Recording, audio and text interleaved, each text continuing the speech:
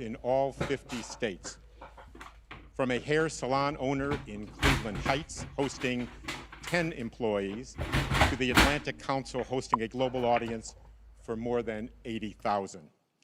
The goal of the debate watch is not to say who won or who lost, but to share views with those who agree and those who don't, to listen respectfully to each other's opinions. We are pleased that the Commission's longest-standing supporters, Judy and Peter Kovler, are in the audience tonight.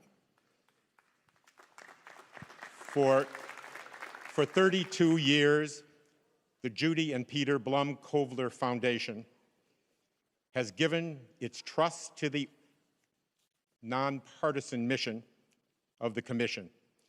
We are deeply grateful for their belief in our work and their extraordinary contribution to the 2020 debates. It is now my distinct honor to introduce Dr. Tom Mihaljevic, President of the Cleveland Clinic, and Barbara Snyder, President of Case Western Reserve University. Thank you very much. Xin chào mọi người. Không biết mọi người nghe có rõ hay không ạ? Kể cả tiếng từ bên trong lẫn bên ngoài thì cho biết nhé. On behalf of Cleveland Clinic, it is my pleasure to welcome you to the city of Cleveland. Tonight, you join us in the beautiful Sampson Pavilion of the Health Education Campus at Cleveland Clinic. We share this campus with our partners from Case Western Reserve University. This building is very special to us. It was opened just a year ago as a place for students, medical, nursing, and dental, to begin their professional journeys by learning together as teams. Không biết có nghe rõ hay At that không? time, as we were opening this campus, Cảm ơn các bạn none đã of nói us đi. could have imagined that we would soon face a worldwide pandemic. Hiện nay thì When it happened, ban we tổ chức converted this building cuộc tranh into a luận đang COVID-19 surge đã hospital. nói về những cái giới The thiệu về những space cái in luật which you của are sitting right now had 1,000 tranh luận vân vân và những cái vấn đề background. Và họ giới thiệu hai cái người ở đây là giám đốc của trung tâm mà đang diễn ra cái cuộc tranh luận này. This building serves another purpose. In support of our Cái nơi này là democracy, một cái nơi and it is a historic giống như là occasion một for us nơi and for về our city. y khoa cho mượn cái chỗ này We để are mà proud tổ to chức. support the Commission on Presidential Debates as their health security advisor. We at Cleveland Clinic and our Được 70,000 tổ chức là cái nơi là caregivers tổ have chức been là ở serving Ohio, the health needs of Cleveland, thành Cleveland phố since Cleveland, tiểu bang 1921. Ohio. Nearly Hôm nay thì 100 ông years. Yet, Chris our Wallace của organization and đài our Fox đã caregivers sẽ have never là shone người brighter than during this pandemic. moderator, người The điều khiển cái pandemic chương trình has hôm nay. brought out the best Một lần nữa of là our cái vị đang phát biểu là organization người and our caregivers of our trong city ban and giám our đốc của state. cái nơi mà Through cho partnership and collaboration, cái chỗ này we see how much we can accomplish xảy when ra we diễn work ra ngày hôm nay ở together. đây. And we are particularly proud of our partnership with Case Western Reserve University. With that, I would like to introduce my colleague and friend, President of Case Western Reserve University, Barbara Snyder. Ông giới thiệu qua một cái người giám đốc hiệu trưởng của trường Case Western đại học Reserve cũng is ở đó, Key honored West. to co-host this presidential debate with our partners at Cleveland Hai Clinic, trường đại học and cùng delighted nhau to đứng ra tổ show chức. you this spectacular space we created together. Research has long shown that team-based healthcare leads to better outcomes for patients.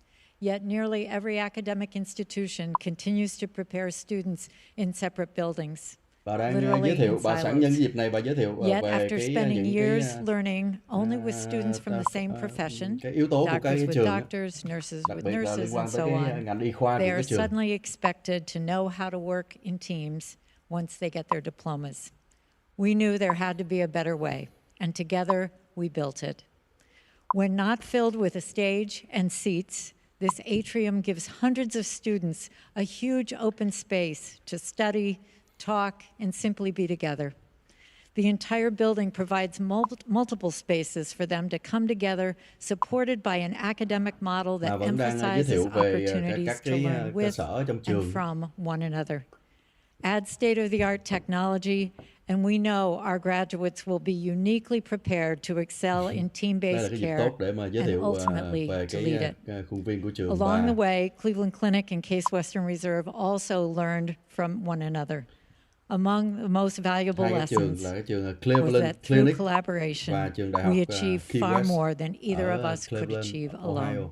Thank you, Tom, for being such a wonderful colleague and friend. Thank you to the Commission for giving both of our organizations the opportunity to be part of this historic event. It is Cảm a ơn true cái ban tổ privilege to chức contribute to our cuộc nation's tranh luận đã democratic để cho cơ hội process. cho hai trường And thank you all for đứng ra tổ chức watching. cái chuyện này.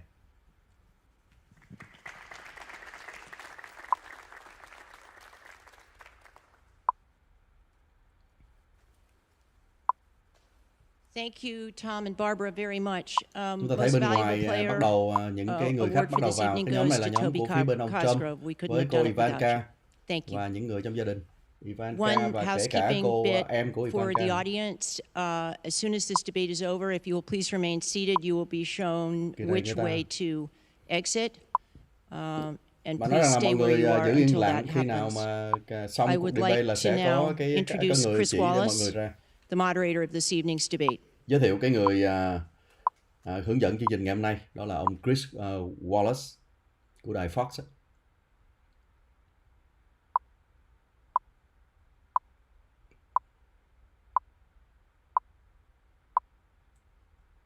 Âm thanh của họ có vấn đề.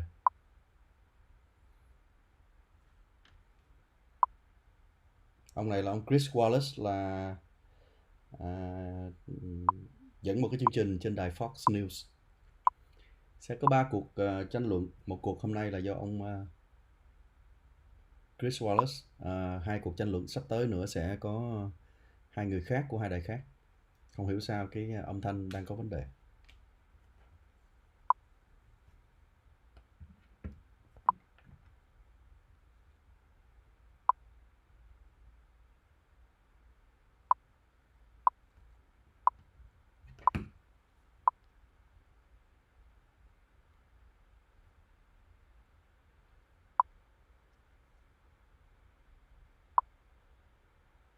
Đang rất quan trọng mà lại đi cái vấn đề như thế này.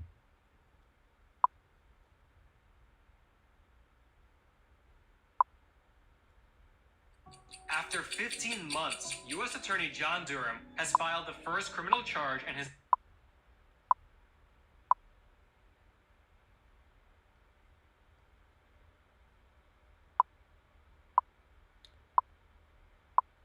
Tôi đang thử tìm qua những cái kênh khác coi cái âm thanh nó có vấn đề gì không, chứ còn bây giờ là âm thanh bên ngoài không có thấy có cái...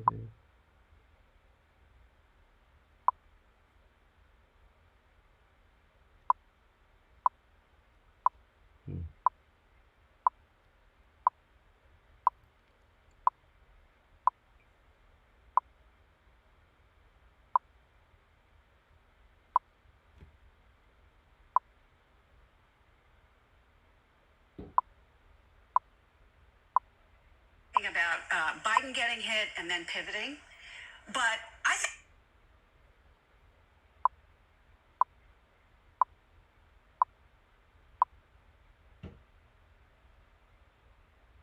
Chắc là họ đang cái phần giới thiệu những người quan khách.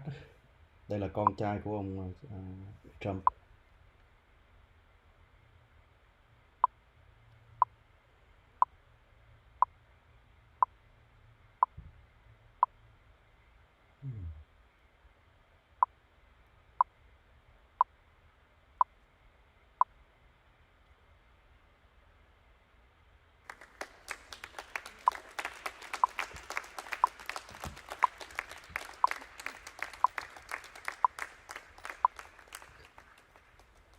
Không hiểu sao ngay cái phần giới thiệu của ông Chris Wallace thì họ lại không có âm thanh, không biết có phải trùng hợp hay không. Chúng ta vừa mới thấy bà Melania vừa mới vào.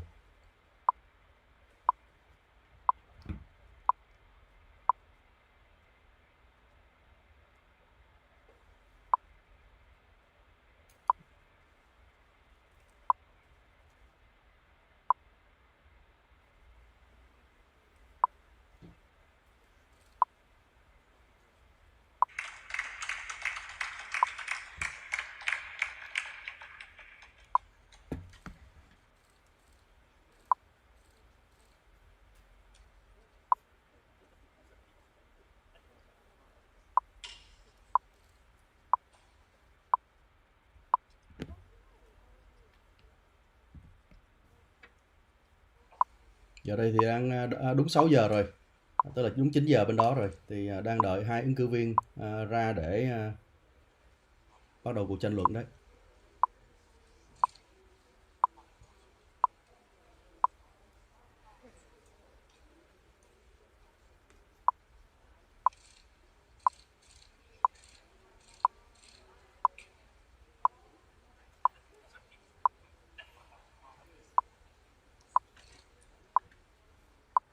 Họ cũng thông thường thì chắc chắn là những người mà điều khiển cho cuộc tranh luận như thế này thì thường là được xem là những người có cái xu hướng trung dung, không ngã về phía bên nào, dù là họ có làm cho Fox hay là làm cho đài khác, như là hình như là đài NBC sẽ có một người làm điều khiển trong cuộc tới đó, thì xu hướng của chính bản thân cái người điều khiển sẽ thường là những người tương đối là trung dung mà đôi bên đều có thể chấp nhận được.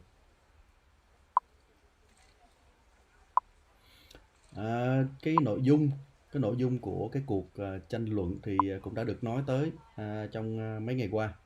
Đó là liên quan tới cái vấn đề, chắc chắn trước hết là vấn đề Covid, rồi vấn đề kinh tế, vấn đề an ninh an toàn nước Mỹ, bạo loạn vân vân. Rồi chắc chắn sẽ có đặt vấn đề về, có thể là nếu mà người điều khiển chương trình không đặt thì phía bên ông đối thủ, tức là Biden cũng sẽ đặt cho ông Trump liên quan tới cái vấn đề thuế mới đây mà được nói tới nhiều của ông Trump vân vân. Nhưng mà chắc chắn cũng sẽ có những cái đòn bất ngờ của hai phía để dành tới giờ cuối mới tung ra.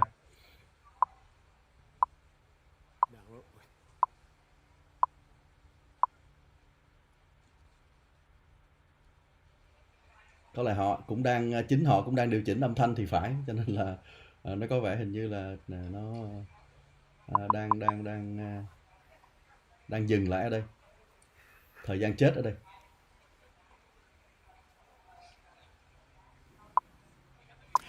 Good evening from the Health Education campus of Case Western Reserve University and the Cleveland Clinic. I'm Chris Wallace of Fox News, and I welcome you to the first of the 2020 presidential debates between President Donald J. Trump and former Vice President Joe Biden.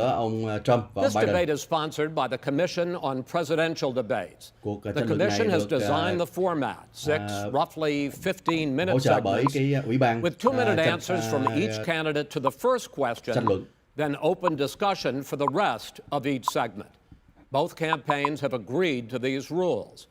For the record, I decided the topics and the questions in each topic. I can assure you, none of the questions has been shared with the Commission.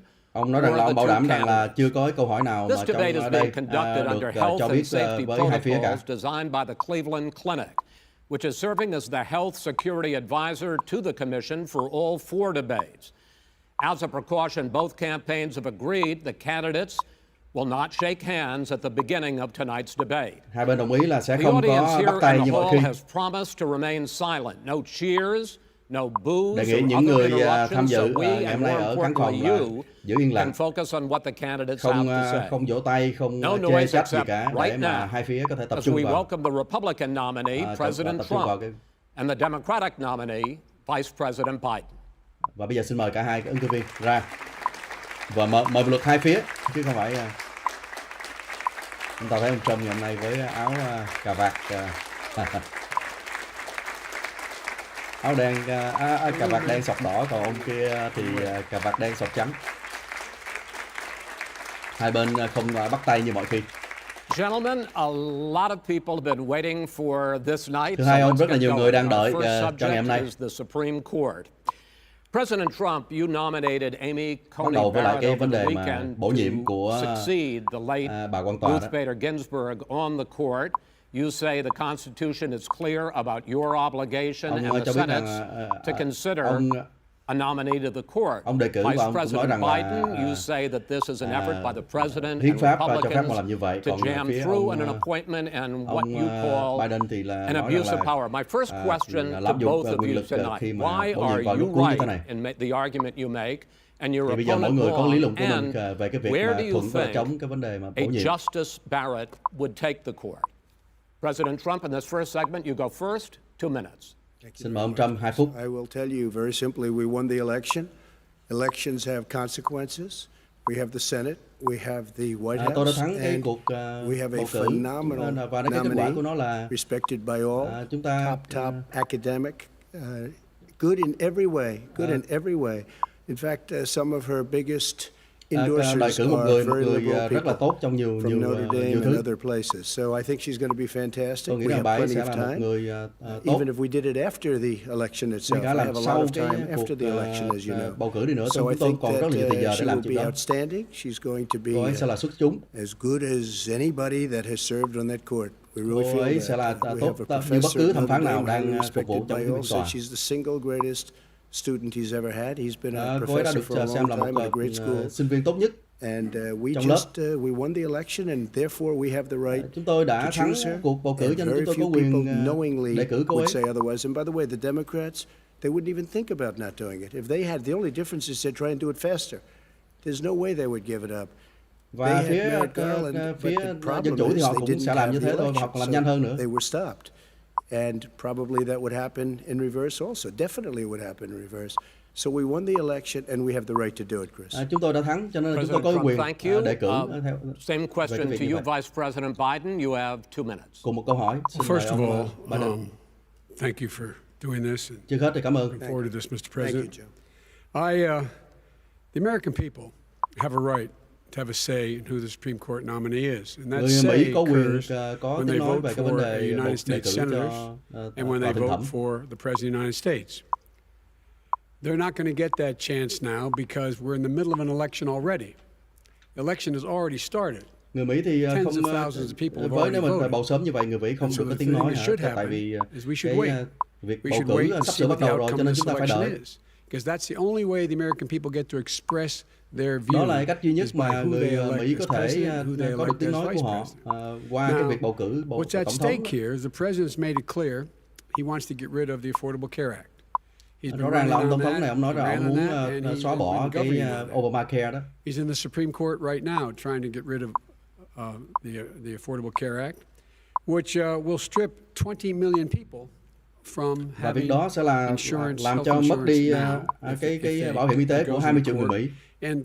And the justice, and I'm not opposed to the justice. She seems like a very fine person. Tôi thì không có But chống she's lại cái written bà before she went to the được bench, đề which is cử, her right, bà ấy có thể but như she là một thinks người that đàng hoàng đó. the Affordable Care Act is not constitutional. The other thing that's on the court, and if it's struck down, what happens? Women's rights are fundamentally changed. Once again, Cái vấn đề là bà ấy sẽ xóa cái Obamacare cũng như là đụng chạm tới cái quyền của phụ nữ. They were able to charge a woman more for the same exact procedure a man gets. And that ended when we, in fact, passed the Affordable Care Act. And there's 100 million people who have pre-existing conditions, and they'll be taken away as well. Hiện nay là có hàng trăm triệu người Mỹ đang có những cái vấn đề bệnh nền, và nếu mà cái này mà thông qua, tức là xóa được xóa cái Obamacare thì những người đó sẽ mất đi cái quyền đó. If the Senate is Democrat or Republican, then he goes forward. If not, we should wait until February. Chúng ta phải đợi cho tới tháng 2. As far as the say is concerned, the people already had their say. Justice Ginsburg said very powerfully, very strongly, at some point, 10 years ago or so, she said a president and the Senate is elected for a period of time, but a president's elected for 4 years. We're not elected for 3 years. I'm not elected for 3 years. So we have the Senate, we have a president. He's elected to the next during election. that period of time. Tổng thống và tổng thống thì được 4 năm chứ không phải là 3 năm, và bây giờ chúng ta có tổng thống và có thượng viện. And the 100 million people, cho nên có thể làm được như vậy. 100 million people is totally wrong. I don't know where you got that number. 100 triệu người, tôi chẳng hiểu nói là cái 100 triệu người đó là gì. You're going to Ông lấy từ cái thông tin đó từ đâu? 180 million people with their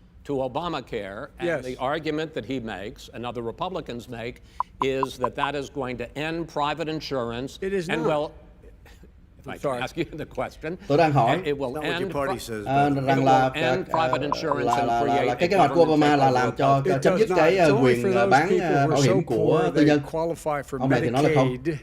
They can get that free in most states except governors who want to deny people who are poor Medicaid.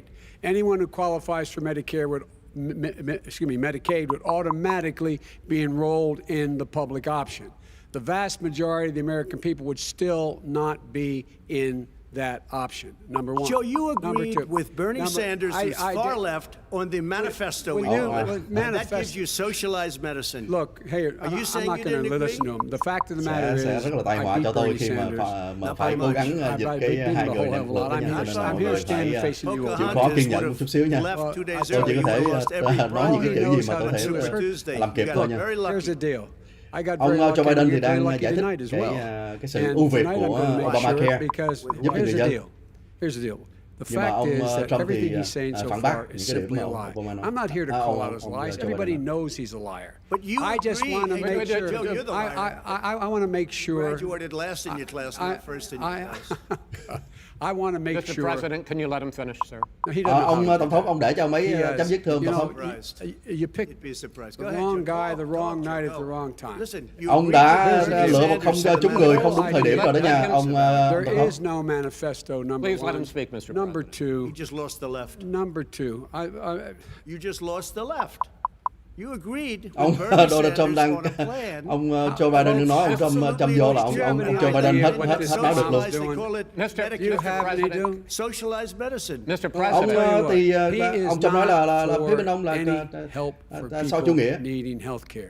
Bernie? Because he in fact already has cost 10 million people their health care that they had from their employers because of his recession. Number one. Number two, yeah. there are 20 million people getting health care through Obamacare now that he wants to take it away. Có 20 triệu người đã được cái bảo hiểm y tế dưới cái kế hoạch Obamacare mà bây giờ ông này ông làm cho mất đi. At a much lower price And because by the way, he Obamacare is doesn't no know how. good. He doesn't know how I've to do already that. fixed Ông it. ấy He chẳng has biết làm gì never cả. offered Already a fixed plan. it to an extent. He has never Obamacare, done a as you single might thing. know, but probably don't. gentlemen, Obamacare you realize is no if you're good, both Joe. speaking at the It's no same good. time. And it's Hai ông mà nói still một lượt thì Let tôi the không thể nghe được. President- Go ahead, sir. Obamacare Dạ, thưa is ông no Trump, nói good. đi. We made it better, and I had a choice to make. Chúng Very ta well làm- chúng tôi làm we took tốt away hơn. the individual mandate. We guarantee pre-existing conditions, but took away the individual mandate. Chúng tôi thì giữ Listen, cái this is phần, the way it chúng tôi is. đưa cái phần And that gọi là destroyed- bảo hiểm y tế cho những người có bệnh nền, nhưng mà chúng tôi bỏ đi cái phần mà bắt buộc những người ta phải đi mua bảo hiểm y tế. Or badly. If I run it badly, they'll probably blame him, but they'll blame me. But more importantly, I want to help people. Okay? I said, you got to run it so well. That's what he's And I known for. just had a meeting with them. They said the problem is no matter how well you run Obamacare, it's a disaster. Tôi đã It's nói too chuyện với họ và expensive. họ nói rằng Premiums are too cái high, bảo hiểm and it doesn't Obamacare đó work. là So dù we- làm cách we nào đi do nữa want nó to vẫn get sẽ rid tệ of như it. thường. It's Chris, an we open- want to get rid of it I and understand give it, sir, but something I have that's to cheaper give you and roughly equal time. Good. Please let the Vice President. Tôi phải cho ông và cái thời gian của ông He Joe has Biden no nó bằng plan nhau, for healthcare. cho nên mời ông Joe Biden. He sends out wishful thinking. He has executive orders that have no power. He hasn't lowered drug costs for anybody. He's Ông been ấy promising a healthcare chỉ plan đưa ra những since he got cái elected. dự He luật has của tổng thống not. chẳng có Like cái almost giá trị gì cả, everything else không he có làm talks giảm about. giá thuốc gì cả. He does not have a plan. Ông ấy không He có doesn't kế have hoạch. a plan. And the fact is, this man doesn't know what he's talking Và about. thật ra thì ông này chẳng biết ông nói là cái gì Final hết. question for you, Sure. Mr. Vice President. If Senate Republicans, we were talking originally about the Supreme Court here, if Senate Republicans go ahead and confirm Justice Barrett, Nếu mà phía Thượng viện there has been talk các about ending the Cộng hòa đó, filibuster họ or even chuẩn thuận packing luôn the cái court, adding bà to the 9 justices bà- there. You bà- call this a distraction thẩm by phán, the president, but in fact tối cao it thì sao? wasn't brought up by the president. It was brought up by some of your Democratic colleagues in the Congress. So my question to you is, you have refused in the past to talk about it. Are you willing to tell the American people tonight whether or not you will support either ending the filibuster or packing the court? Whatever position I take in that, that'll become Ông the issue. có đã The hứa issue với là is người the Mỹ rằng American là people should sẽ speak. không có You should hay go là có out and vote. You're in đưa thêm voting nhiều now. cái quan tòa Vote vô and let cái your tòa sau khi senators mà bà know kia how bị strongly you đưa feel. lên hay không á. Let vote now. Hãy mọi người hãy ra bầu. let people know. Đó là cái lời ông Joe Biden đã nói là tôi không Because trả lời câu hỏi của ông, nhưng mà tôi sẽ gọi là kêu gọi người Mỹ đi bầu. Will you shut up, man? Listen, who is on your list, Joe? Tại sao mà ông không trả lời ông Joe? Ông thì ông sẽ đề cử những ai trong cái danh sách của ông? Ông chả bao giờ ông dám đưa cái danh sách của ông ra cả. Đó là ông Trump nói đó. Keep yapping, man. The people Keep understand. yapping, ông hãy tiếp tục lải nhải đi ông tổng thống. All right.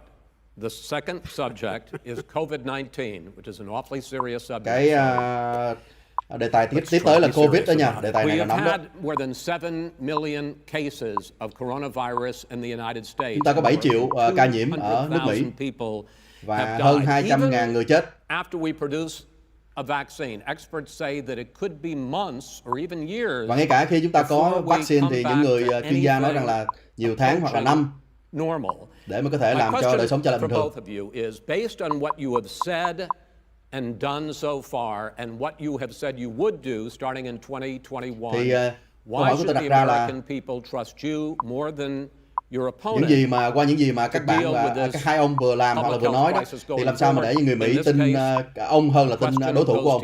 Xin mời ông Joe Biden. Good luck. Chúc cho chồng may mắn. 200,000 dead. As you said, over 7 million infected in the United States. We, in fact, have 4% of the world's population, 20% of the deaths. 40,000 people a day are contracting COVID.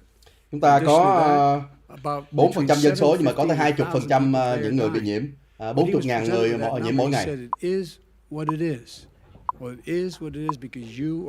Trong khi đó thì ông tổng thống này nó cứ vậy là tại vậy thôi. Đó là tại vì tại ông chẳng có kế hoạch nào cả. Ông chẳng có đặt ra cái kế hoạch nào hết. Ông ấy đã biết từ hồi tháng 2 là nó là một cái kế hoạch chết người, đó là một cái đại dịch chết người. Ông thì nói rằng là ông không nói ra là tại vì ông sợ mọi người hoảng loạn. Chúng ta không có hoảng loạn, ông mới là hoảng loạn. We were insisting that the people we had on the ground in China should be able to go to Wuhan and determine for themselves how dangerous this was.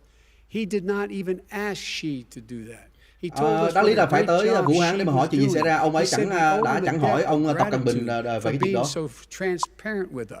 And what did he do then? He then did nothing. He waited and waited and waited. He ông ấy chẳng làm gì đó, ông đợi không. I laid out back in March. Tôi đã đưa ra kế hoạch từ tháng 3 rồi. I laid out again in July. Và tôi đưa ra một lần nữa vào tháng 7. We should be providing all the protective gear possible. We should be providing the money the House has passed in order to be able to go out and get people the help they need to keep their businesses open, kế hoạch, những ngân sách để mà đưa ra giúp cho mọi người. You should get out of your bunker and get out of the sand trap and get in your golf course and go in the Oval Office and bring together the Democrats and Republicans and fund what needs to be done now to save lives. Là cung cấp ngân sách cần thiết để mà cứu đời sống. Nếu mà chúng tôi nghe lời ông thì cả nước này đã chết cả hàng mấy triệu người rồi. Cái này là một cái đại dịch từ Trung Quốc, đáng lý là họ là phải chịu trách nhiệm. And by the way, when you talk about numbers, you don't know how many people died in China.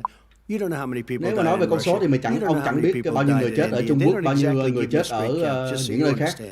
But if you look at what we've done, I closed it and you said hãy nhớ đó, tôi đã đóng cửa. Tôi đóng cửa từ sớm và ông thì nói là tôi phân biệt. Wait a minute. You didn't think we should have closed our country. Ông thì đã nói rằng là chúng ta đừng có nên đóng. Thật là tệ hại nếu mà đóng. By my doing it early, in fact, Trong khi đó tôi làm sớm. President Trump saved thousands of lives. Many of your Democrat governors said President Trump did a phenomenal job. Khi mà tôi làm sớm như vậy thì nhiều cái thống đốc dân chủ đã nói là ông Tổng thống Trump đã làm rất là tốt ngay từ đầu. In fact, people that would not be necessarily on my side said that.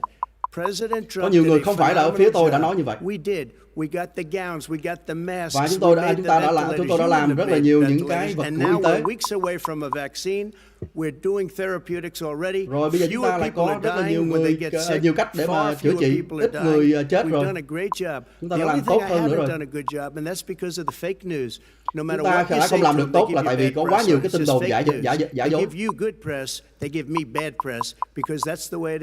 Họ thì tuyên truyền cho ông, còn họ là could never have done the không job có that tốt we cho tôi. did. You don't have it in your blood. You could have never done that job. Cái này là ông không có khả năng và không bao giờ ông làm được cái điều này hết. Well, you didn't do very well in swine flu. Ông đã không làm được tốt trong cái hồi mà gọi là đại dịch heo, cúm heo H1N1 mà. 14,000 people died, not 200,000. There was no economic recession. Cái thời đó của tôi là chỉ có 4.000 người chết chứ không phải 200.000 người chết như ông bây giờ. We didn't shut down the economy. Và chúng tôi cũng đã không cần phải đóng cửa. He shut down. The reason it shut down is because, look, you folks at home, how tôi đâu đóng cửa kinh tế, ông là đóng cửa kinh tế. Chair at the kitchen table. Ông Joe Biden nói. How many of you were in a situation where you lost your mom or dad and you couldn't even speak to them? You had a nurse holding a phone up so you could in fact. Bao nhiêu người trong số quý vị đã chết người thân gia đình mà không được tới các cái nhà trại dưỡng lão để mà thăm hỏi. CDC director says we could lose as many as another 200,000 people between now and the end of the year. And he held up. He said, if we just wear a mask, we can save half those numbers. Just a mask. And by the way, in CDC terms đã nói of là the whole notion of a vaccine, phải cần chỉ cần đeo cái khẩu trang. I don't trust him at all, nor do you. I know you don't. What we trust is a scientist. Tôi không tin mấy. Tôi biết ông các bạn cũng không tin mấy. Chúng ta tin vào các nhà khoa học. Gentlemen, let me move on to questions about the future because you both have touched on two of the questions I'm going to ask. Focusing on the future first, President Trump, tập trung vào you tương lai nhé. have repeatedly either contradicted or been at odds with some of your government's own top scientists. The week before last, the head of the Centers for Disease Control, Dr. Redfield, said it would be summer before the vaccine would become generally available to the public. You said that he was confused and mistaken. Those were your two words. Yeah. But Dr. Slaoui, the head of your Operation Warp Speed, has said exactly the same thing. Are they both wrong? Well, I've spoken to the companies and we can have it a lot sooner. Hai người bác sĩ đều nói rằng là because people like this would rather make it political than save lives. Cái vaccine nó sẽ có trễ mà ông nói rằng là họ đều sai sao? I've spoken to all of the people that you have to speak to. We have great Moderna, Johnson & Johnson and others. Tôi đã nói chuyện với rất nhiều người. They can go faster than that by a lot. Tôi nói chuyện với rất nhiều người như công ty và họ nói rằng là nó sẽ nhanh hơn nhiều. You're suggesting that the head of your Operation Warp Speed, Dr. Slaoui? I disagree with him. Yeah, no, I disagree with both of them. And he didn't say that. He said it could be there, but it could also be much sooner. I had him in my office 2 days ago. He talked about the summer, sir, before it's generally available. Just like he Dr. said it's Redfield. a possibility that we'll have the answer before November 1st. It could also be after that. Ông ấy thì nói rằng là có thể là có trước hoặc là sau. Đầu tháng 11. We have our military that delivers soldiers chúng tôi sẽ có những cái đội gọi là của quân đội sẽ phân phối rất là nhanh chóng. By Easter, mọi thứ đều đã được thiết kế rồi. Weather would be gone, miraculous, like a miracle. And by the way, maybe you could inject some bleach in your arm, and that would take care. Ông đã từng nói là cái đó nó tự động nó mất đi, rồi ông còn nói là chích thuốc tẩy vào người để cho nó hết. Tôi thì chẳng nói đâu, tôi không nói như vậy đâu. Every serious company is talking about maybe having a vaccine done by the end of the year, but the distribution of that vaccine will not occur until sometime beginning or the middle of next year. Tất cả mọi công ty đều nói rằng là sẽ có vào cuối năm cái vaccine. Mr. Vice President, sau đó mới có cái chuyện phân phối. I want to pick up on this question, though. You say the public can trust the scientists, but they can't trust President Trump. In fact, you said that again tonight. Your running mate, Senator Harris, goes further, saying the public health experts, quote, ông thì nói rằng là tin vào khoa học chứ không tin vào ông Trump. Còn cái người phó của ông cũng nói như vậy. Đi còn nói xa hơn nữa. Are you and your running mate, Senator Harris, contributing to that fear? Ông và với bà phó của ông sẽ làm cho người ta sợ không muốn chích vaccine hay sao hay không? But you're saying you can't, or Senator Harris is saying you can't trust the scientists. Well, no, you can't trust the scientists. She didn't say that. You can't trust. She said the public health experts, quote, will be muzzled. Bà ấy có nói chứ không nói. That's what he's going to try to do. But there's millions of scientists, there's thousands of scientists out there, like here at this great hospital, that don't work for him. Their job doesn't depend on him. That's not. They're the people. And by the way, I spoke to the scientists that are in charge. By the way, they will have the vaccine very soon. Let him finish. Do you believe for a moment what he's telling you in light of all the lies he's told you about Mọi người có thể tin ông ấy trong sau tất cả những cái mà nói dối trá của ông ấy đối với mọi người. That he knew this was happening, knew how dangerous it was going to be. Ông ấy biết rằng là cái này nguy hiểm. And he didn't even tell you. Chết người từ hồi tháng 2 và ông ấy chẳng làm điều gì cả. Ông chỉ sợ hãi và ông chỉ nhìn vào cái thị trường cổ phiếu mà thôi. Mr. President? Đáng lẽ ra là không có nhiều người chết nếu mà ông thông minh hơn như vậy. Ông thông minh mà ông quên luôn cả tên của bạn của ông. Đừng bao giờ xài cái chữ thông minh với tôi, tại vì ông không có thông minh. Không có cái gì mà ông thông minh cả, ông Joe. If you would have had the charge of what I was put through, I had to close the greatest economy in the history of our country. And by the way, now it's being built again. Tôi đã từng làm cho cái nền kinh tế mạnh nhất cả thế giới, và giờ đây bắt đầu nó quay trở lại rồi đó. How the virus has been handled so far, the two of you have taken very different approaches, and this is going to affect how the virus cái cách mà hai ông muốn làm về vấn đề đại dịch rất là khác nhau, và như vậy sẽ ảnh hưởng tới người Hoa Kỳ đó. Reopenings. Vice President Biden, you have been much more reluctant than President Trump about reopening the economy and schools. Ông Joe Biden, ông thì thường rất là ngập ngừng so với ông Trump về vấn đề mở cửa lại kinh tế. Xin cho biết. You've got to provide these businesses the ability to have the money to be able to reopen with the PPE. Phải cung cấp cho các cơ sở thương mại cái số tiền họ có thể để mở trở lại. Well, he just shush for a minute. Có thể ông ấy im lặng để cho tôi nói không? By the way, Nancy Pelosi and Schumer, they have a plan. Nancy và ông Schumer có cái kế hoạch. Won't meet in the Senate. And he sits on his golf course and trong khi đó thì ông ấy đi chơi đánh golf. What about this question of reopenings? Còn vấn đề mở cửa đối với ông thì sao thưa ông Tổng thống? And I want to keep it open. Ông Joe thì muốn đóng cửa, tôi cũng muốn mở. Wait a minute, Joe. Let me shut you down for a second, Joe. Just for 1 second. He wants to shut down the country. Ông ấy muốn đóng cửa kinh tế. We had to because we didn't know anything about the disease. Now we found. Và chúng tôi cũng đã đóng vì lúc đó chưa biết về đại dịch. Problems and diabetes and different problems are. Và bây giờ chúng ta biết rồi, biết những người nào mà có khả năng bị lây nhiễm rồi. Chúng ta biết rất là nhiều. Người trẻ con thì không có bị bệnh nữa. But he wants to shut it down. Trong khi đó thì ông cũng vẫn tiếp tục muốn đóng cửa. By continuing, if you look at Pennsylvania, if you look at certain states that have been shut down, they have nhìn một số tiểu bang như là Pennsylvania, một số tiểu bang vẫn cứ tiếp tục đóng đó. Because they want to keep it shut down until after the election. Tại vì họ muốn đóng để mà sau khi cái bầu cử luôn. But those states are not doing well. Trong khi đó là những cái tiểu bang đó đóng cửa nhưng mà không có làm được gì tốt cả. You have begun to increasingly question the effectiveness of masks as a disease preventer. Ông thì and in fact recently you have cited the issue of vẫn waiters đặt câu hỏi về vấn đề cái tác dụng của cái khẩu trang. Thì ông nói sao? You have to understand, if you look, I mean, I have a mask right here. Tôi có cái khẩu trang ngay đây. Mask on, you know, when I think I need it. Khi mà cần thì tôi xài. Everybody's had a test and you've had social distancing and all chúng ta có những xét nghiệm và cũng như là đứng cách xa nhau. Tôi sẽ đeo khẩu trang khi mà cần. Tôi không có đeo khẩu trang như cái ông Joe, lúc nào cũng đeo hết. Đứng xa cách người ta 200 feet mà cũng vẫn đeo nữa. Vice President Biden, go ahead, sir. Ông Biden, ông nói đi. The way to open businesses is give them the wherewithal to be able to open. We provided money. The Congress. But I was asking you, sir, about masks.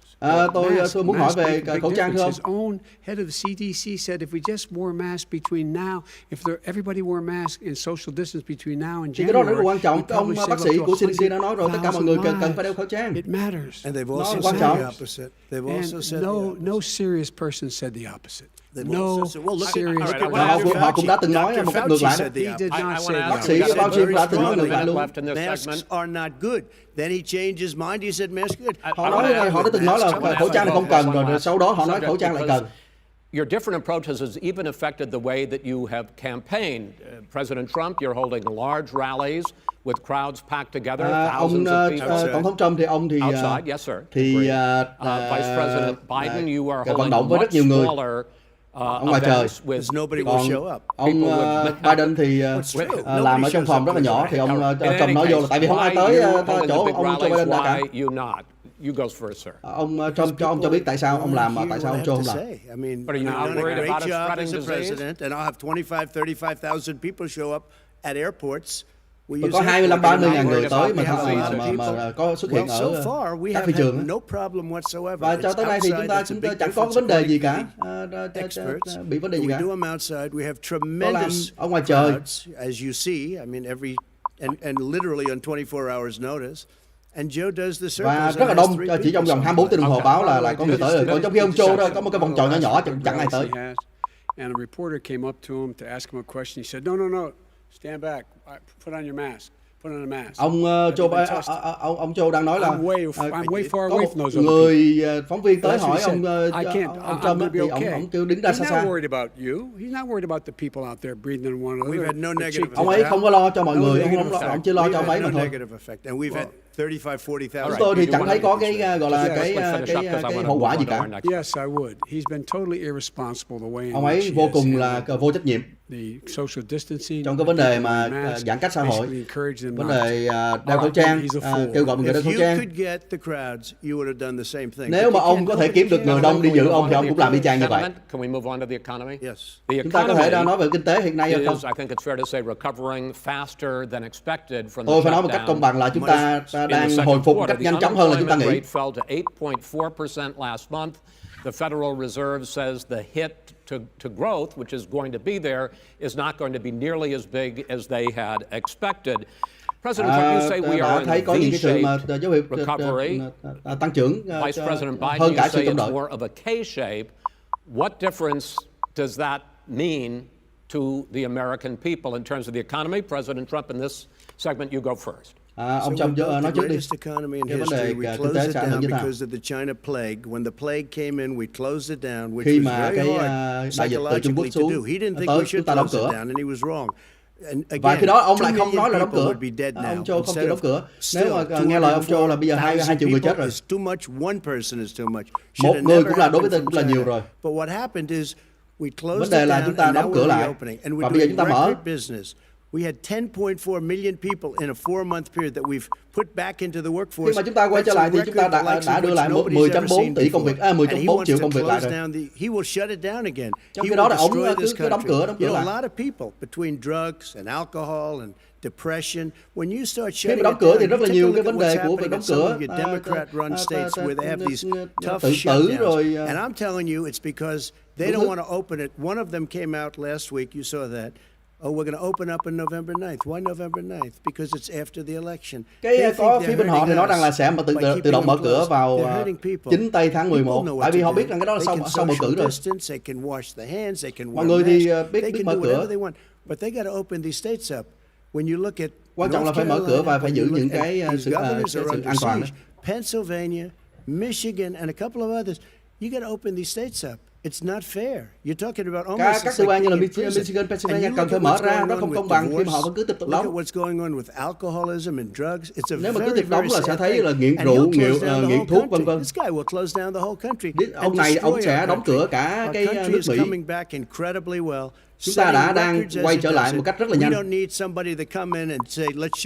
Chúng ta không cần những cái ông như là thế này kêu là đóng cửa lại.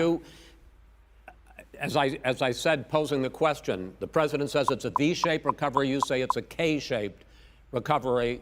What's the difference? Ông Trump thì nói là chữ V, còn ông nói là chữ K. Thì cái chuyện gì xảy ra? Have done very well. Another billionaires have made another $300 billion because of his profligate tax proposal, and he only focused on the market. But you folks at home. Ông cái dịch này chỉ tốt cho những người giàu thôi, nhưng mà có những người những người mở nhà đó, những người nghèo đó thì họ thế nào? Ông này thì trả có 750 đồng thuế cho. I understand. You've agreed to the 2 minutes, so please let him have it. Do I get my time back?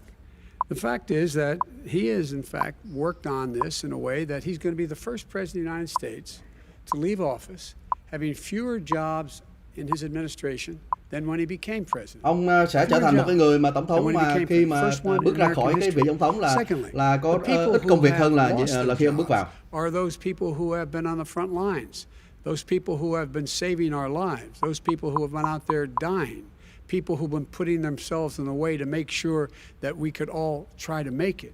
And the idea that he is insisting that we go forward and open when you have almost half the states in America with a significant increase in COVID deaths and COVID cases. Cái vấn đề mà ông cái đòi mở cửa khi mà còn rất là nhiều những nơi mà đang có đại dịch. Tại sao lại muốn mở cửa? You can't fix the economy until you fix the COVID crisis. And he has no không thể nào mà điều chỉnh được kinh tế nếu mà chưa điều chỉnh được cái đại dịch. At home in terms of your health and your safety. Schools, why aren't schools open? Tại sao lại phải mở cửa trường học bây giờ? Tốn rất là nhiều tiền để mà có thể mở cửa một cách an toàn. To give the teachers and school students masks. And then they decided no, couldn't do that because it's not a national emergency. Not a national emergency. Ông ấy không có cho cái khẩu trang cho mấy người nothing. They're closing. Thầy giáo vì nói rằng là đó là không phải là cái khẩn cấp quốc gia. And take care of the needs of the American people so we can open safely. Chúng ta không thể nào mở cửa một cách an toàn. I have to respond to that. Well, you both had 2 minutes. Tôi cần phải trả lời.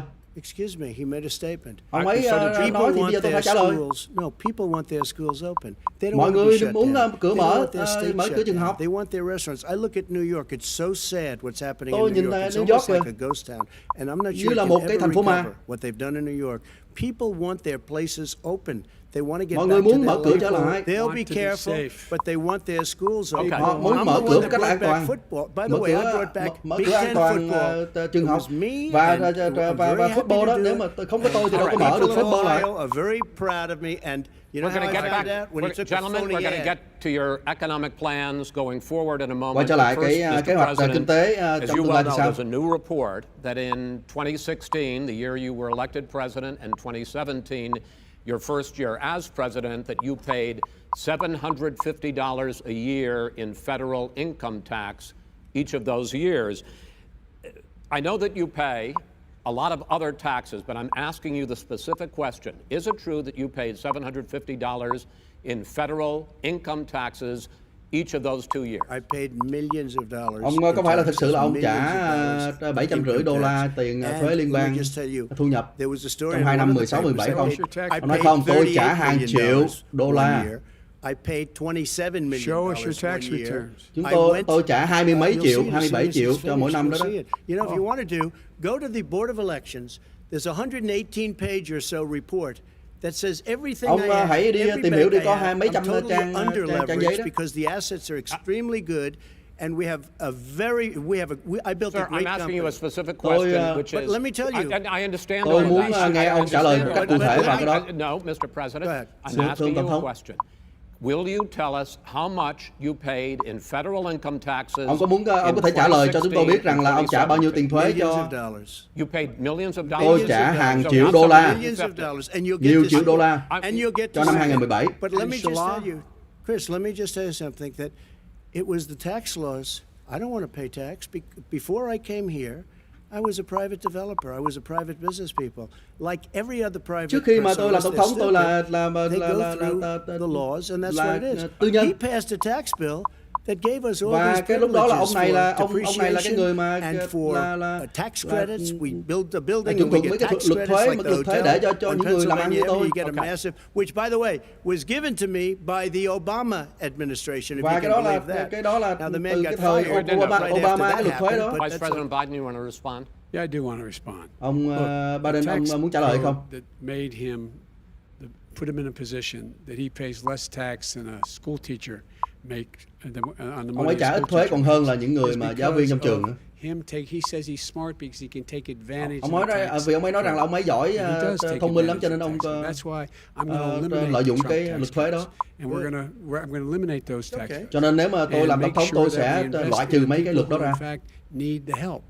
People out there need help. But why didn't you do it over the last 25 years? Những người đó là tại sao trong 20 mấy năm ông không làm?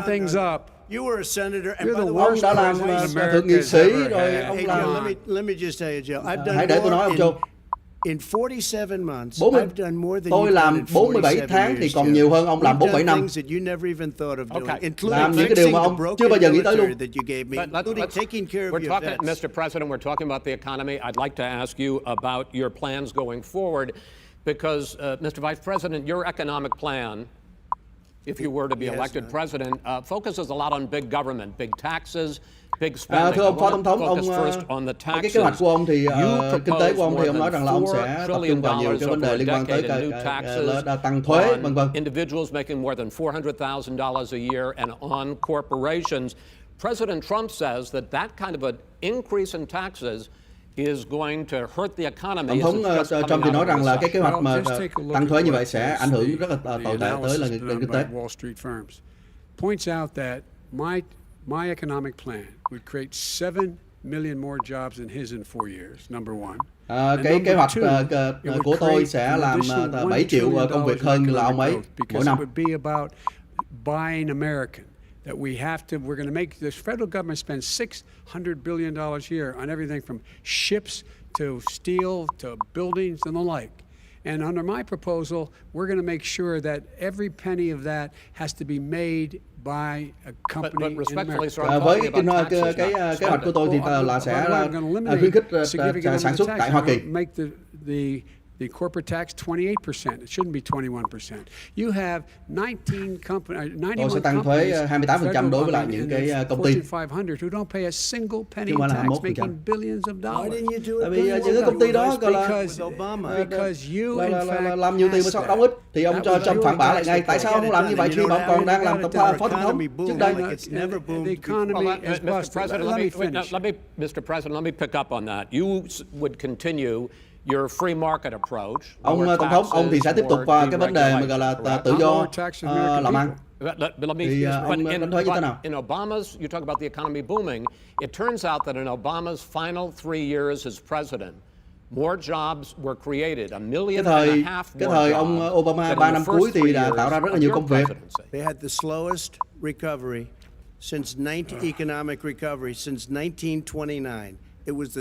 Họ thì đã có cái việc mà phục hồi kinh tế chậm nhất từ năm 1929. But they had the slowest economic recovery since 1929. Let me tell you about the stock market. When the stock market goes up, it means jobs. It also means 401ks. If you got in, if you ever became president with your ideas, you want to nếu terminate mà my ông taxes, mà được bầu làm tổng thống với cái kế hoạch của ông á, thì ông sẽ làm mất 50% cái công ty của chúng ta. They will leave, and you will have a depression the likes of which you've never seen. Look, we inherited ông sẽ tạo ra một sự tai hại chưa từng thấy. Short of a depression in American history. I was asked to bring it back. We were able to have an economic recovery that created the jobs you're talking about. We handed him a booming economy. Chúng tôi đã tạo nên một cái nền kinh tế tốt và chúng tôi đã trao lại cho cái chính quyền của ông ấy. Bên phía ông thì là chậm nhất từ năm 1929 mà. When there was record low unemployment before COVID. Yeah, but because what he did, even before COVID, manufacturing went in the hole. Ngay cả trước khi mà Covid thì number three nó đã là tệ hại vì những cái luật của máy rồi. Chris, they said it would take a miracle to bring back manufacturing. I brought back 700,000 jobs. Tôi mới là người mang lại nhiều cái công ty nhà máy về lại nước Mỹ. Họ chả mang lại gì cả. We brought back. I was asked to bring back Chrysler and General Motors. We brought them back right here in the state. Tôi mang lại cái công ty Chrysler, nhà máy đóng xe đó. Ohio had the best year it's ever had last year. Ohio với lại Michigan là có cái năm ngoái rất là tốt. From Germany, from Japan, went to Michigan, went to Ohio. Những cái công ty từ Michigan, từ bên Đức trở lại Michigan. So you take a look at what he's actually done. Hãy nhìn kỹ là ông ấy làm. Trade deals are the same way. He talks about trade deal cũng vậy, ông làm như vậy đó. You know, he talks about the art of the deal. China's perfected the art of the steal. We have a higher deficit with China now than we did before. Ông làm mà sao mà cuối cùng chúng ta bị lỗ đối với lại Trung Quốc chưa từng thấy trước đây. China ate your lunch, Joe, and no wonder your son goes in and he takes out. Ông nói China hả? Trung Quốc hả? Con của ông lấy tiền từ bên Trung Quốc mà, hàng triệu bạc từ Trung Quốc mà. And also, Simply while not we're at it, true. why is it, just out of curiosity, Tôi hỏi tại sao? the mayor of Moscow's wife Tại sao gave your mà son $3.5 bà million? vợ của ông What thị did he do trưởng to deserve it? thành phố What did he Moscow do đưa with tiền Burisma triệu cho con to của ông? deserve You've $183,000? None of that is true. Và được lãnh lương từ None of that is true. really? He didn't 180 mấy ngàn nữa. Mr. President, It's Mr. President, please. totally ask a question. discredited. Totally discredited. Tôi hoàn By toàn the là way, bác bỏ cái lời đó. $3.5 million, Joe? Mr. Vice, He got Mr. $3.5 million. President, it is not true. Here's- Cái đó không Mr. đúng, President, ông đó không đúng. it's an open discussion, please. Now, It's a fact. Well, It you is have not a raised an fact. issue. Let the It's been Vice totally- Bây giờ President ông đã nói answer. rồi, thưa ông Tổng thống, bây giờ để cho tôi trả lời. $183,000 a month. 180 mấy ngàn một tháng, cái đó có không? Mr. Look, President, my son did nothing wrong at Burisma. Con tôi nó không làm gì sai cả. Mr. The only President, guy that let him did answer. Ông He doesn't Tổng want thống to hãy để answer cho ông trả because he lời. knows I have the truth. His position has been totally, thoroughly discredited who? in The Ukraine. media? By everybody. Well, by the Tổng media, thống tôi là by đều our hoàn toàn allies, có by cái the World khả năng làm Bank, việc. by Ai nói như vậy? Media nói như vậy hả? by everyone. Tất cả mọi người đều nói như vậy. Matter of fact, even the people President, who please stop. testified under oath.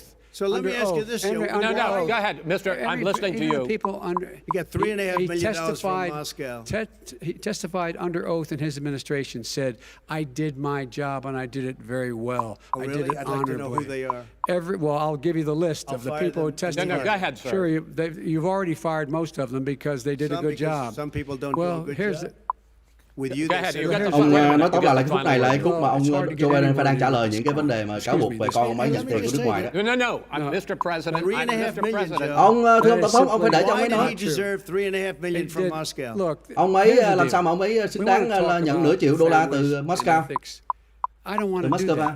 I mean, his family we could talk about all night. His family's My already... family, No, let him go. my family Nói về lost gia a đình của fortune ông by Tổng thống coming hả? down Chúng ta and có thể nói cả đêm cũng không hết nữa. That's such a- They're right that's here. a- Mr. that's President. such a Every great... single one of them lost This a is not fortune about by President. my coming and family or helping his us family. with It's government. about your family. They Mà didn't ông đừng nói nhà tôi nữa, ông nói nhà ông đi.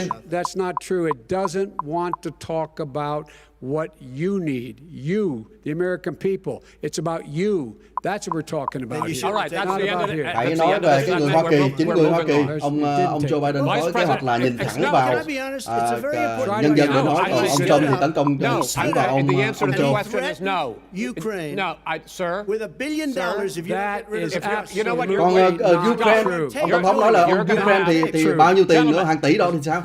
I hate to raise my voice, but He's I on see it seems tape. to be Tôi why should I be ông different than the two of Chris you? nói là tôi không muốn So lớn here's the tiếng deal. nhưng mà tôi cần phải We have 6 segments. We have ended that segment. We're going to go to the next segment. Chúng ta còn In có that nhiều segment, cái, you each are going to have 2 uninterrupted phần moments. nữa. In those 2 uninterrupted minutes, Mr. President, you can say anything you want.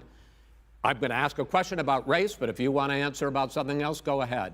But I think that the country would be better served if we allowed both people to speak with fewer Tôi nghĩ rằng là đất nước này sẽ interruptions. cần nghe kể hai ông nói. Well, and him too.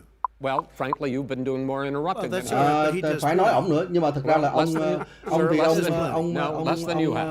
ông Let's chen vào nhiều hơn please là ông continue Joe. on. The issue of race. Vice President Biden, you say that President Trump's response to the violence in Charlottesville 3 years ago, when he talked about very fine people on both sides, was what directly led you to launch this run for president. Oh, yeah, sure. President Trump, you have often said that you believe you have done more for Black Americans than any Thưa ông president, Trump, with the ông possible exception nó thường hay nói of rằng là ông Abraham làm Lincoln. nhiều My cho question cộng for đồng the da two da of đen. you is why should voters trust you rather than your opponent to deal with the race issues facing this country over the next 4 years? Hãy nói Vice cho President nhân dân Biden, biết rằng go là first. tại sao người ta tin ông hơn là tin đối thủ của ông về cái vấn đề liên quan tới chủng tộc, phân biệt chủng tộc. And we have never walked away from trying to require equity for everyone, equality for the whole. Chúng tôi luôn luôn đấu tranh cho cái We've bình never quyền accomplished của it, những but cái. we've never walked away from it like he has. Chúng tôi không bao giờ bỏ The cái reason I got in the races when those cái vấn đề people, quan tâm close tới your bình quyền. eyes. Remember what those people looked like coming out of the fields carrying torches, their veins bulging, just spewing anti-Semitic bile, and accompanied by the Ku Klux Klan. A young woman got killed, and they asked the president what he thought. He said there were very fine people on both sides. Nên nhớ là cái lần đó là có người đổi cái nón giống như là Tam Ca mà giết chết người đó, hỏi ông tổng thống thì sao, nói là cái đó là những người tốt. Second point I'd make to you is that when Floyd was killed, when Mr. Floyd was killed, khi mà ông there was Floyd a chết á, peaceful protest in front of the White House. What did he do? người He ta came out of his bunker, biểu and tình the trước military cái used Nhà Trắng tear thì sao? gas on him so he could walk across to a church and Ông ấy hold ra up a khỏi Bible. cái hầm And của ông ấy then và ông what đi thẳng happened tới after that? nhà The thương, bishop of that nhà very thờ. church said Ông that cản it người ta was a rồi đem đi nhà thờ. disgrace. The general who was with him said all he ever wants to do is divide people, not unite people at all. This is a president who has Ông tướng nói rằng ông ấy luôn luôn làm cho chia rẽ mọi người, chứ không phải muốn làm cho mọi người đoàn kết lại với nhau. This is a man who, in fact, you talk about helping African Americans. 1 in 1,000 African Americans has been giúp đỡ killed because of the coronavirus. Người da đen thì rất là nhiều người da đen đã bị chết vì Covid. 1 in 500 will have been killed. 1 in 500 African Americans. This man is a savior of African Americans. This man cares at all. Ông này mà là người mà cứu người da đen hay sao? Ông này là người gọi là quan tâm người da đen hay không? Look at what he talks about. You have to look at what he did. Hãy đừng có nhìn vào gì ông nói mà hãy nhìn vào ông ấy làm cho cộng đồng người da đen. President Trump, you have 2 minutes. Why should Americans trust you over your opponent to deal with racism? Hãy cho mọi người biết tại sao người ta tin vào ông hơn là ông where you Joe. call them super predators, African Americans are super predators, and they've never forgotten it. They've never forgotten it, Joe. No, sir, it's his 2 minutes. So you did that, and they call you a super predator, and I'm letting people out of jail now that you have treated the African American population community, you have treated the black community about as bad as anybody in this country. You did the 1990, and that's why if you look at the polls, I'm doing better than any Republican has done in a long time because they saw what you did. You called them super predators, and you've called them worse than that because you look back at your testimony over the years, you've called them a lot worse than that. As far as the church is concerned, and as far as the generals are concerned, we just got the support of 250 military leaders and generals, total support. Law enforcement, almost every law enforcement gần như là tất cả những người liên quan tới cảnh sát, những người tới quân đội đều là ủng hộ cho tôi. Từ nhiều cái nơi khác nhau, kể cả là Portland nữa. Portland, cảnh sát Portland cũng... any law enforcement. You can't even say the word law enforcement because if you say those words, you're going to lose all of your dám nói tới một câu nào tới vấn đề cảnh sát nữa, tại vì ông biết là nếu mà ông nói tới cảnh sát là như ông sẽ mất cái sự ủng hộ của cực tả. We would put out that fire in a half an hour, but they won't do it. Ở Portland đã xảy ra thì chúng tôi chỉ tới và giải quyết trong vòng nửa tiếng đồng hồ thôi. If you look at any place you want to look, Seattle, they heard we were coming in the following day, and they put up their hands, and we got back Seattle.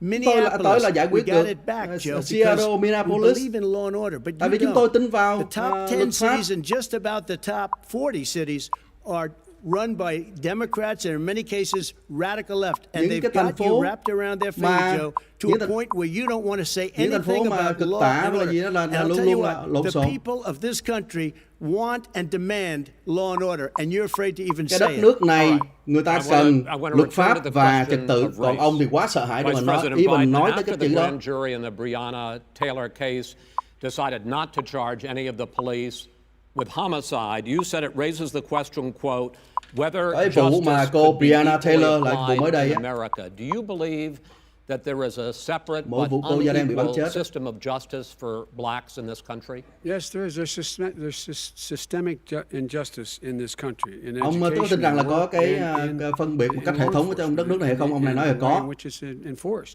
But look, the vast majority of police officers are good, decent, honorable men and women. Thật ra đa số là người cảnh sát là người tốt. But there are some bad apples. Nhưng mà cũng có những cái người xấu. Find them, they have to be sorted out. Nhưng mà khi mà phát hiện được họ phải loại họ ra.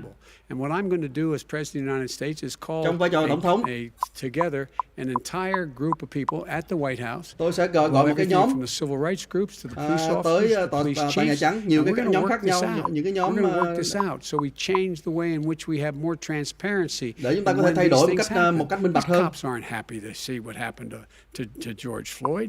These cops aren't happy to see what happened to Breonna Taylor. Most don't like it. But we have to have a system where people are held accountable.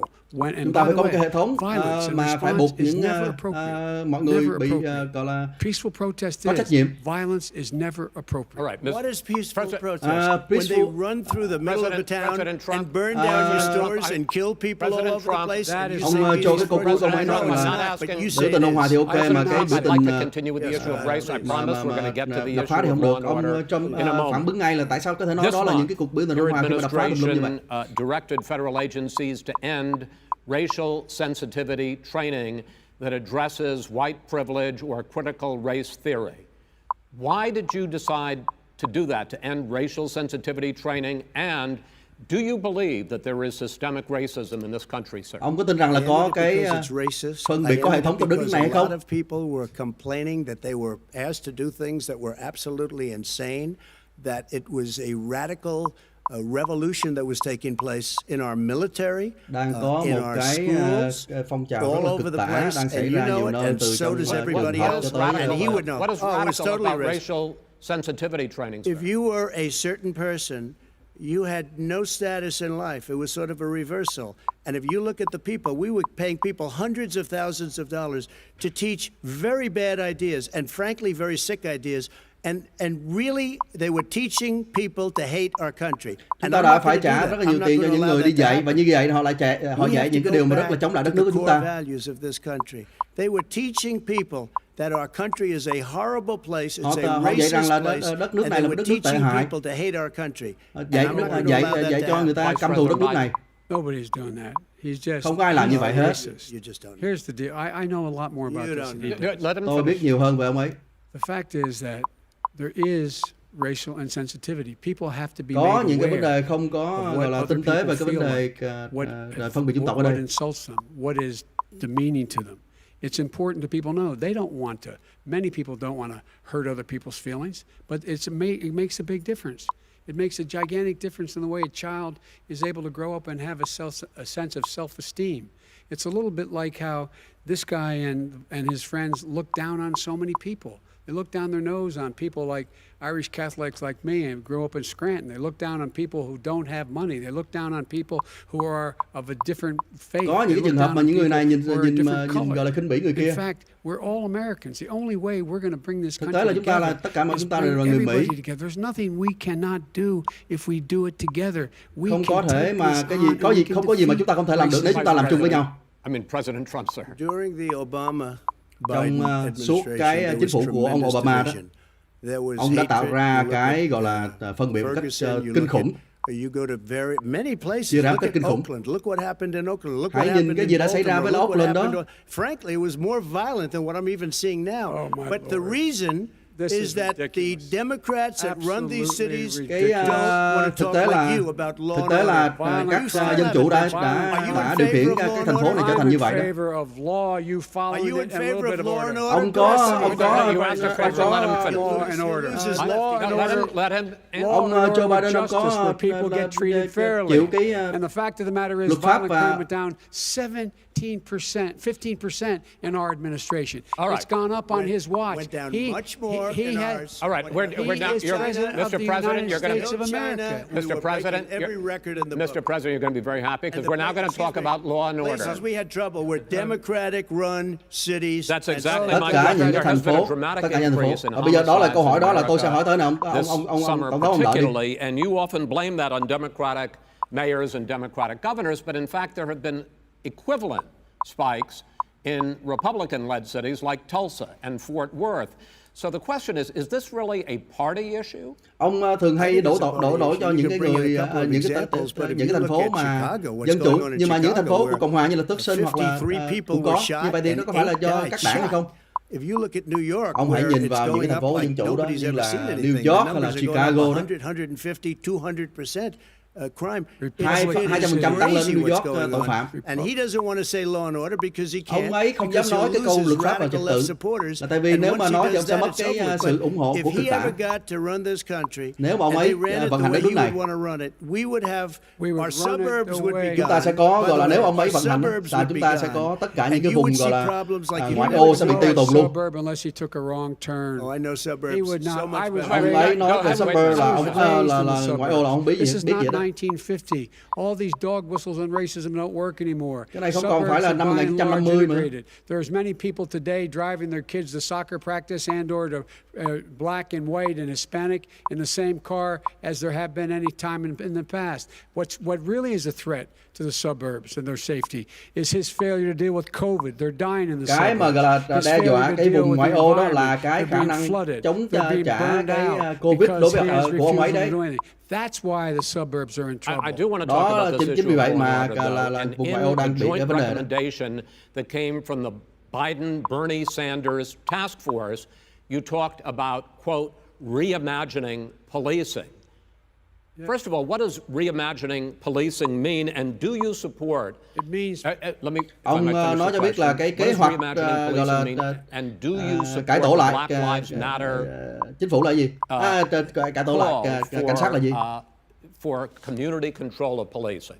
Look, ông muốn rằng là cái cộng đồng là làm vấn đề cái công việc của cảnh sát.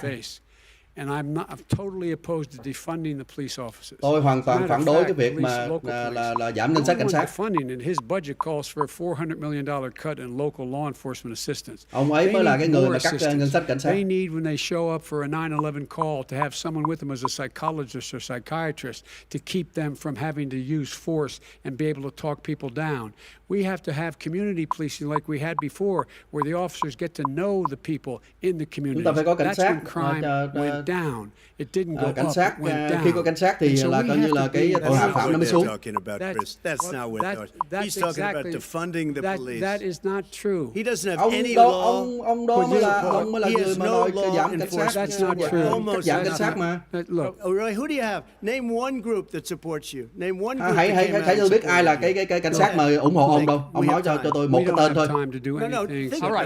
Chúng tôi không có thời giờ để làm chuyện đó. One law enforcement group that came out and supported. Có thể nói cho tôi biết là có bất cứ một cái nhóm cảnh sát nào ủng hộ ông hay không, ông Châu? Another subject, which is the issue of protests in many cities that have turned violent. In Portland, Oregon, especially, we had more than 100 straight days of protests, which I think you would agree. You talk about peaceful protests. Many of those turned into riots. Mr. Vice President, rất nhiều cuộc biểu tình đã chuyển thành bạo động. The question I have, though, is as the Democratic nominee, and earlier tonight you said that you are the Democratic Party right now. Ông Have nói you rằng là ông ever là called the Democratic mayor of của đảng Dân Portland Chủ or đó. the Democratic governor of Oregon and said, hey, you got to stop this, bring in the National Guard, ông có thể tới nói với lại các ông thống đốc Dân Chủ và nói hãy stop, hãy ngưng đi, phải mang cái I don't hold public office now. lính liên bang xuống hay không? A former vice president. I've made it clear in my public statements that the violence should be prosecuted. Tôi đã từng nói một cách rõ ràng là cái vấn đề bạo động phải chấm dứt. Excuse me, sir. You had never called for the leaders in Portland and ông chưa bao giờ gọi cho những người mà lãnh đạo của Portland, Oregon để mà làm mà. They can in fact take care of it if he just stay out of the way. Họ sẽ có thể làm được nếu mà ông Trump này đứng qua một bên, đừng có xen vào. To get the killer of the young man in the middle of the street, they shot him, and for 3 days, họ đã bắn chết kể cả một người trẻ ở giữa đường cơ mà. The U.S. Marshals, they took care of business. Và khi mà chúng tôi đưa cảnh sát xuống, cảnh sát liên bang xuống là nó giải quyết được vấn đề. You know, riots and chaos and violence help his cause. That's what this is all about. Tất cả những cái thứ ông ấy đã nói rằng là tất cả những cái mà gọi là bạo động là giúp cho ông ấy nữa mà. She said that. Ông ấy đã nói như vậy. But here's the point. Đây là cái vấn đề này. That's what he is keeps trying to rile everything up. Đó là chính vì vậy cho nên ông ấy mới cố tình tạo ra những cái vấn đề mà gọi là bạo động đó. Talking to people and saying, let's get everybody together, figure out how to deal with this. What's he do? He just pours gasoline in the fire. Ông ấy không có nói người ta ngồi lại với nhau mà ông cứ đổ dầu vào lửa. End this, button up this segment. I'm going to give you a minute to answer, sir. You have repeatedly criticized. I have to answer his statement. You have repeatedly. You have repeated. No, you've been talking back and forth. Statement. I'm asking you. Tôi cần phải trả lời ông ấy. I would love to.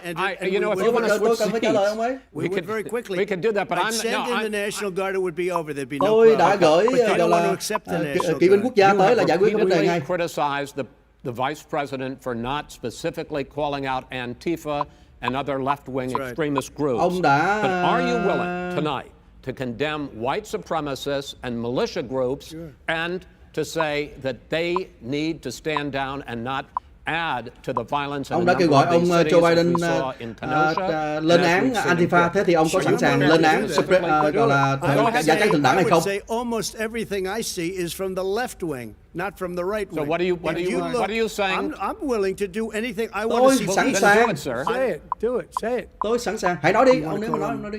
What do you want to call them? Give me a name. Give me a White name. Go ahead. supremacists and Who would white you like me to condemn? white Proud Boys. supremacists and right Proud militia. Boys, stand back and stand by. Ông nói, But I'll tell you what. hãy nhớ I'll người tell da you trắng, what. hãy lùi Somebody's lại. got to do something about Antifa and the left because this is not a right-wing problem. His This own is a left-wing. FBI Đây, director. nhưng mà tôi muốn nói cho ông biết là đây là không phải là cái vấn đề của người phía bên phải, cánh phải mà là cánh trái đó, Antifa đó. Not an organization. Oh, you got it. Not Kidding. militia. Antifa chỉ là một cái idea, là một cái tư tưởng thôi chứ không phải là một cái tổ chức. FBI director said. Well, then you know what? Ông giám đốc FBI đã nói như vậy, nó chỉ là một cái tư tưởng, không phải là một cái tổ chức. Antifa đó. Everybody in your administration Antifa là tệ hại. Can I tell you what? You have no ideas that are Antifa is a dangerous All right, radical. gentlemen, Antifa we're now là moving on hoàn to the toàn Trump rất là and nguy Biden hiểm. records. Cực bả. When a president, I'm going to ask a question.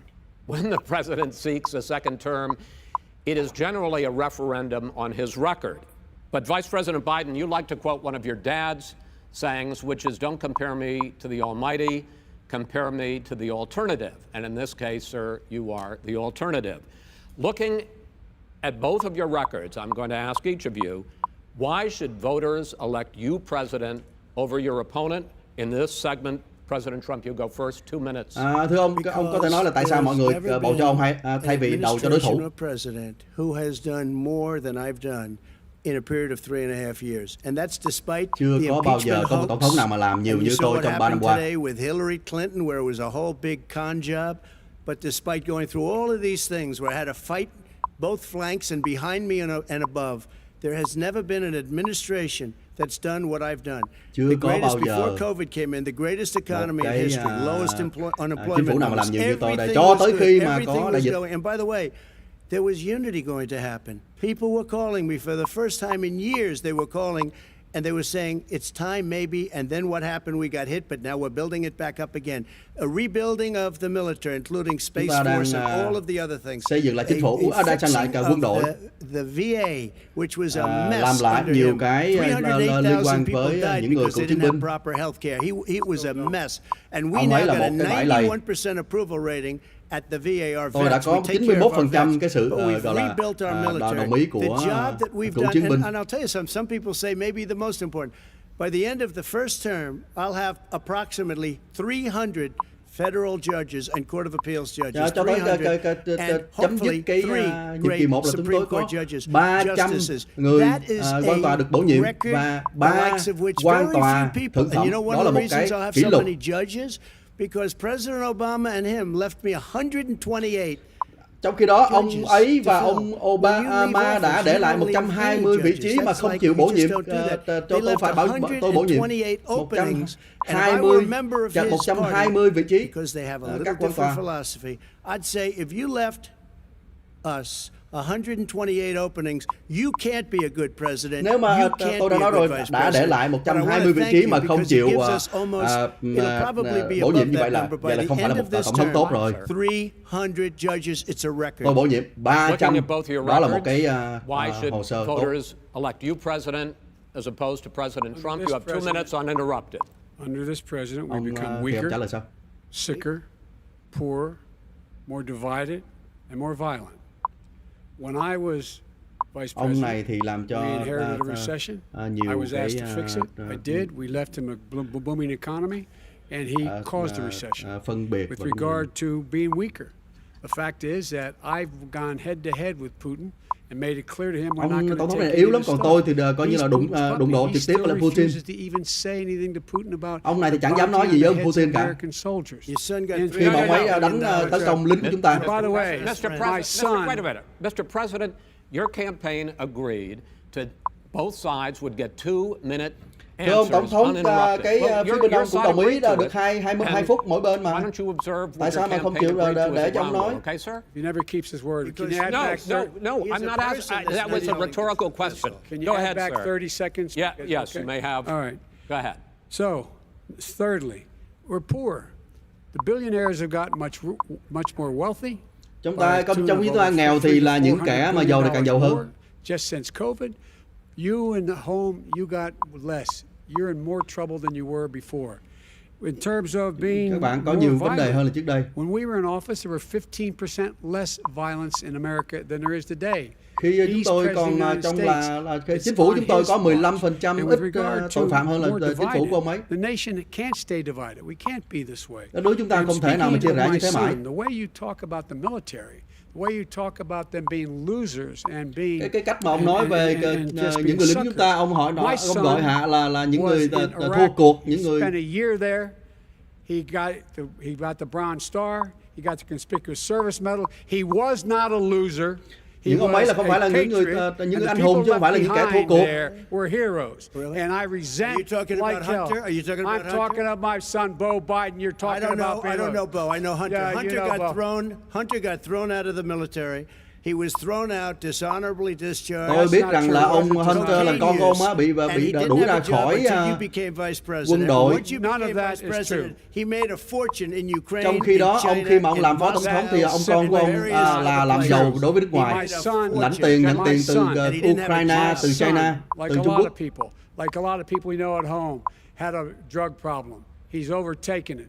He's fixed it. He's worked on it. And I'm proud con của tôi là những cũng giống như nhiều người, họ bị con của tôi nó bị ghiền thuốc, nhưng mà rồi từ đó là nó đã thay đổi và nó. We've already been totally discredited.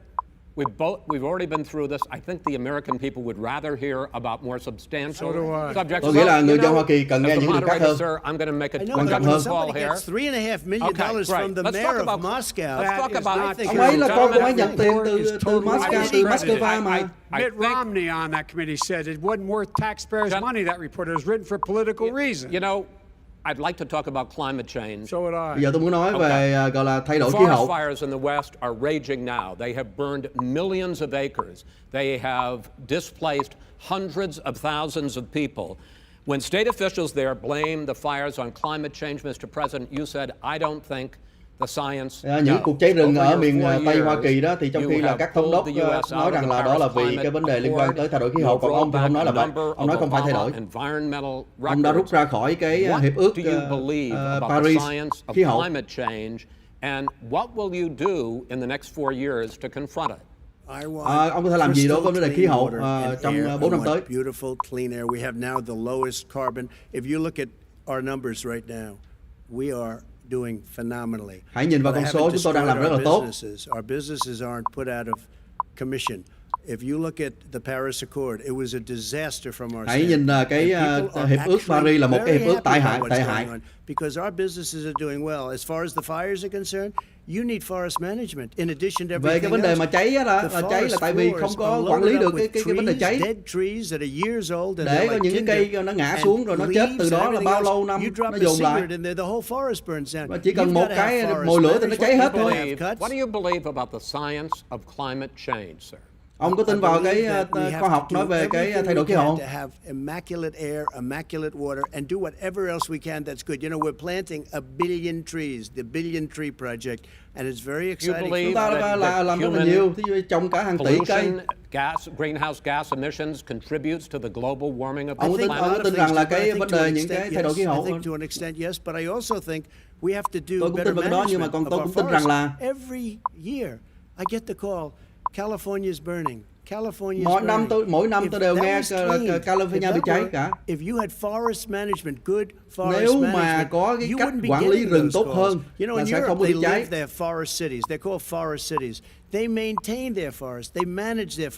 Những cái nơi khác họ quản lý cái rừng của họ. It's a forest city. He said, "Sir, we have trees that are far more. They ignite much easier than California. There shouldn't be that problem." I spoke with có những nơi mà họ có cây rừng nhiều hơn California mà họ không bị vấn đề như vậy. At some point, you can't every year have hundreds of thousands of acres of land just burned to the ground. That's burning down because of a lack of management. Cái vấn đề cháy là vấn đề là quản lý chứ không phải là vấn đề Why have you rolled back the Obama Clean Power Plan, which limited carbon emissions in power plants? Why have you relaxed? Because it was driving energy prices through the sky. Why have you relaxed fuel economy standards that are going to create more pollution from cars Well, and not trucks. really, because what's happening is the car is much less expensive and it's a much safer car, and you're talking about a tiny difference. And then what would happen, because of the cost of the car, you would have at least double and triple the number of cars purchased. We have the old slugs out there that are 10, 12 years old. If you did that, the car would be safer. It would be much cheaper by But in the case of $3,500. California, they've simply No, but you ignored would take a your lot of cars roadmap. off Nói the vấn đề market những cái sản because xuất people về would xe be ảnh able to hưởng tới afford vấn a đề khí hậu car. như thế nào. Now, Khi mà nó and by the way, we're nhả going to see how cái khí that carbon turns ra ngoài out. không khí. But a lot of people agree with me. Many people. The car has gotten so expensive because they have computers all over the place for an extra little bit of gasoline. And That's not- and Cái I'm xe okay nếu mà with có nhiều electric quản lý cars quá too. I thì think cái I'm xe all có for phải electric cars. I've tăng given big rất là nhiều incentives tiền for để mà cho electric chỉ cars. thêm một cái bộ phận What về they've cái vấn done in đề California is liên quan just tới crazy. ô Vice nhiễm. President Biden, I'd like you to respond to the president's climate change record, but I also want to ask you about a concern. You proposed $2 trillion in green jobs. You talk about new limits, not abolishing, but new limits on fracking, ending the use of fossil fuels to generate electricity Ông Phó by Tổng thống, ông 2035, đã and có zero kế hoạch net 2.000 emission tỷ để mà greenhouse làm gases cho by cái chuyện mà 2050. môi trường, rồi The president ông says giới a hạn cái lot chuyện of mà these things would khai tank thác the dầu đá economy and phiến rồi cost vân vân. millions of jobs. He's absolutely wrong, number Thì one. ông có Number trả two, lời gì về ông if Tổng in thống Donald fact, Trump? during our hoàn administration toàn of the sai. Recovery Act, I was in charge, able to bring down the cost of renewable energy to cheaper than or as cheap as coal and gas and oil. Tôi Nobody's đã gonna làm build được cái another, chuyện là những cái coal-fired plant in loại America. mà năng lượng No sạch one's gonna đó nó build còn rẻ another hơn là oil-fired năng plant in lượng America. They're going to xăng move với to lại renewable than đá. energy, number one.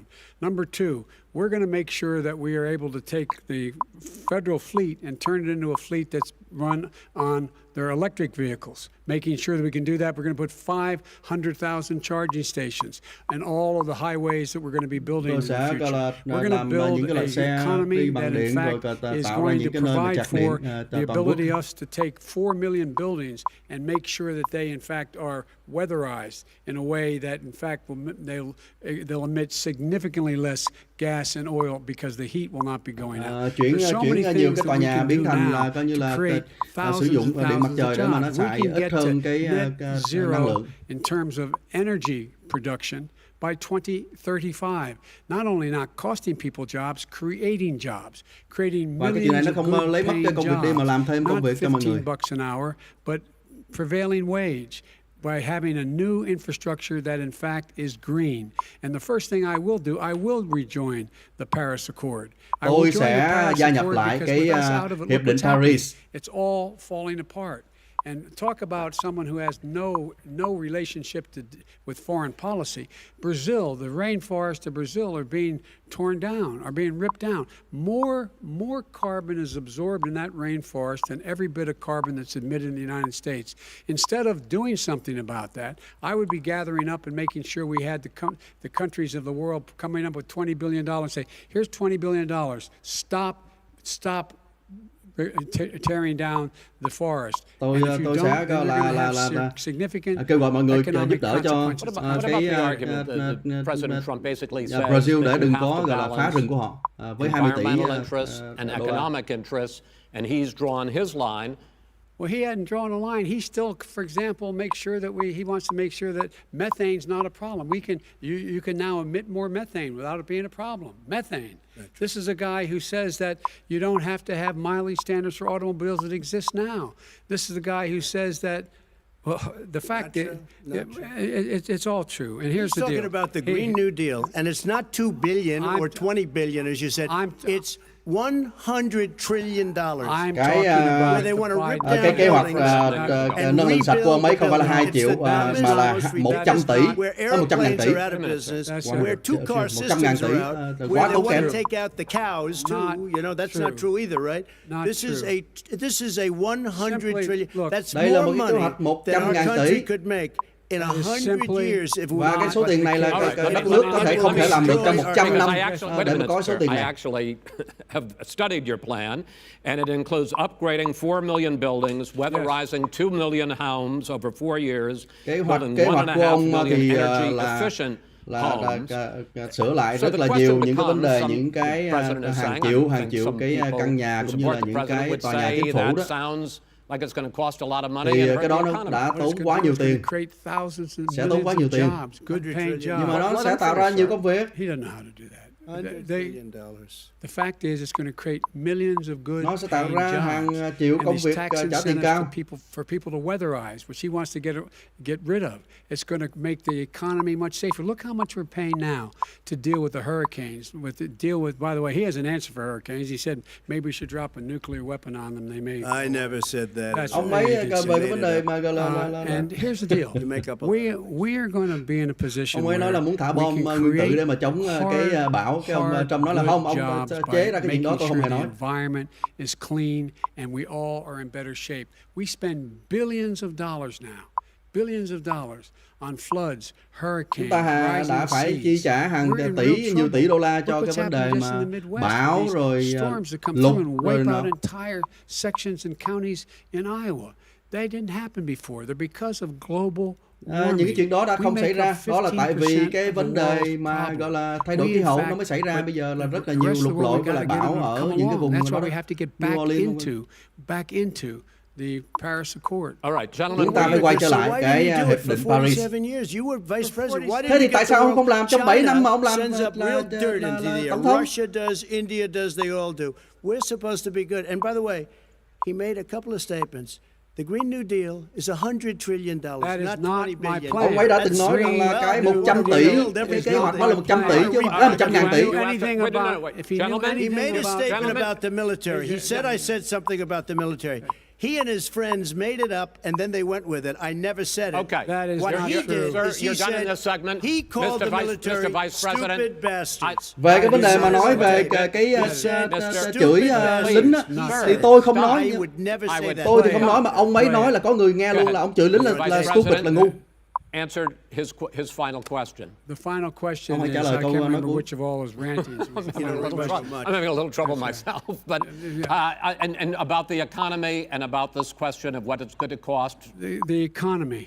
I mean, the Green New Deal and the idea of what your environmental changes will do. The Green New Deal will pay for itself as we move Cái forward. kế hoạch You're not năng lượng gonna sạch đó build sẽ tự plans trả that, tiền in cho fact, nó, are great chứ không phải là tốn polluting tiền plans. 100 kiểu như là ông kia nói 100.000 tỷ đó. You support? No, I don't support the Green Oh, New you Deal. don't? Oh, well, that's a big statement. I That support means you the just lost the radical left. I support you the don't. Biden plan that I put forward. Ông Biden nói là ông không có công nhận cái Green New Deal mà cái mà là một cái kế hoạch của chính ông ấy thôi. Green New Deal là cái kế hoạch mà bà OLC hay nói tới. Millions of Americans are receiving mail-in ballots or going to vote early. Ông đang nói tới How cái confident should we be that this will be a bầu cử fair bằng thư đó. election? And what are you prepared to do over the next 5+ weeks? Because it'll not only be to Election Day, but also counting some ballots, mail-in ballots after Election Day.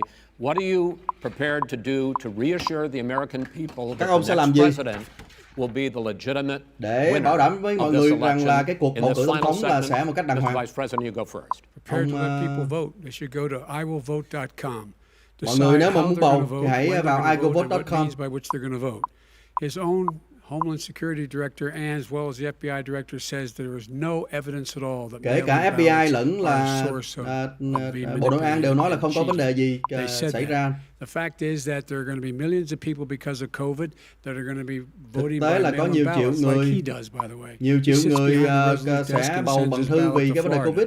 Chính ông ấy cũng là bầu bằng thư mà. We're going to make sure that those people who want to vote in person phải bảo đảm rằng là những người nào mà muốn bầu bằng tự đi ra bầu thì có ra bầu. Open on time and their polls stay open until the votes are counted.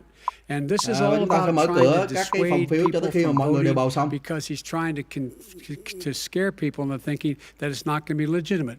Show up and vote. Hãy You will có mặt determine the và bầu. outcome of this election. Vote, vote, vote. Hãy đi bầu, If hãy you're đi able bầu. to vote early in your state, vote early. Nếu mà có thể If you're bầu able sớm to thì cứ bầu sớm. in person, vote in person. Vote whatever way is the Bầu best way bằng for tự you. thân đi ra cũng được, Because hoặc là tất cả mọi cách he khác. cannot stop you from being Miễn là đừng để cho able to ông determine ấy the outcome of this election. cấm cản quý And vị in không đi terms of bầu whether được. or not when the votes are counted and they're all counted, that will be accepted. If I win, that will be accepted. If I lose, that'll be accepted. Nếu mà tôi By thắng the way, hoặc là tôi thua if đều in tôi fact phải chấp he nhận. says he's not sure what he's going to Còn accept, khi let me ông ấy tell you thì something, it doesn't matter. ông ấy nói là chưa Because chắc ông if ấy we sẽ get công the nhận. votes it's going to be all over. He's going to go. He can't stay in power. It won't happen.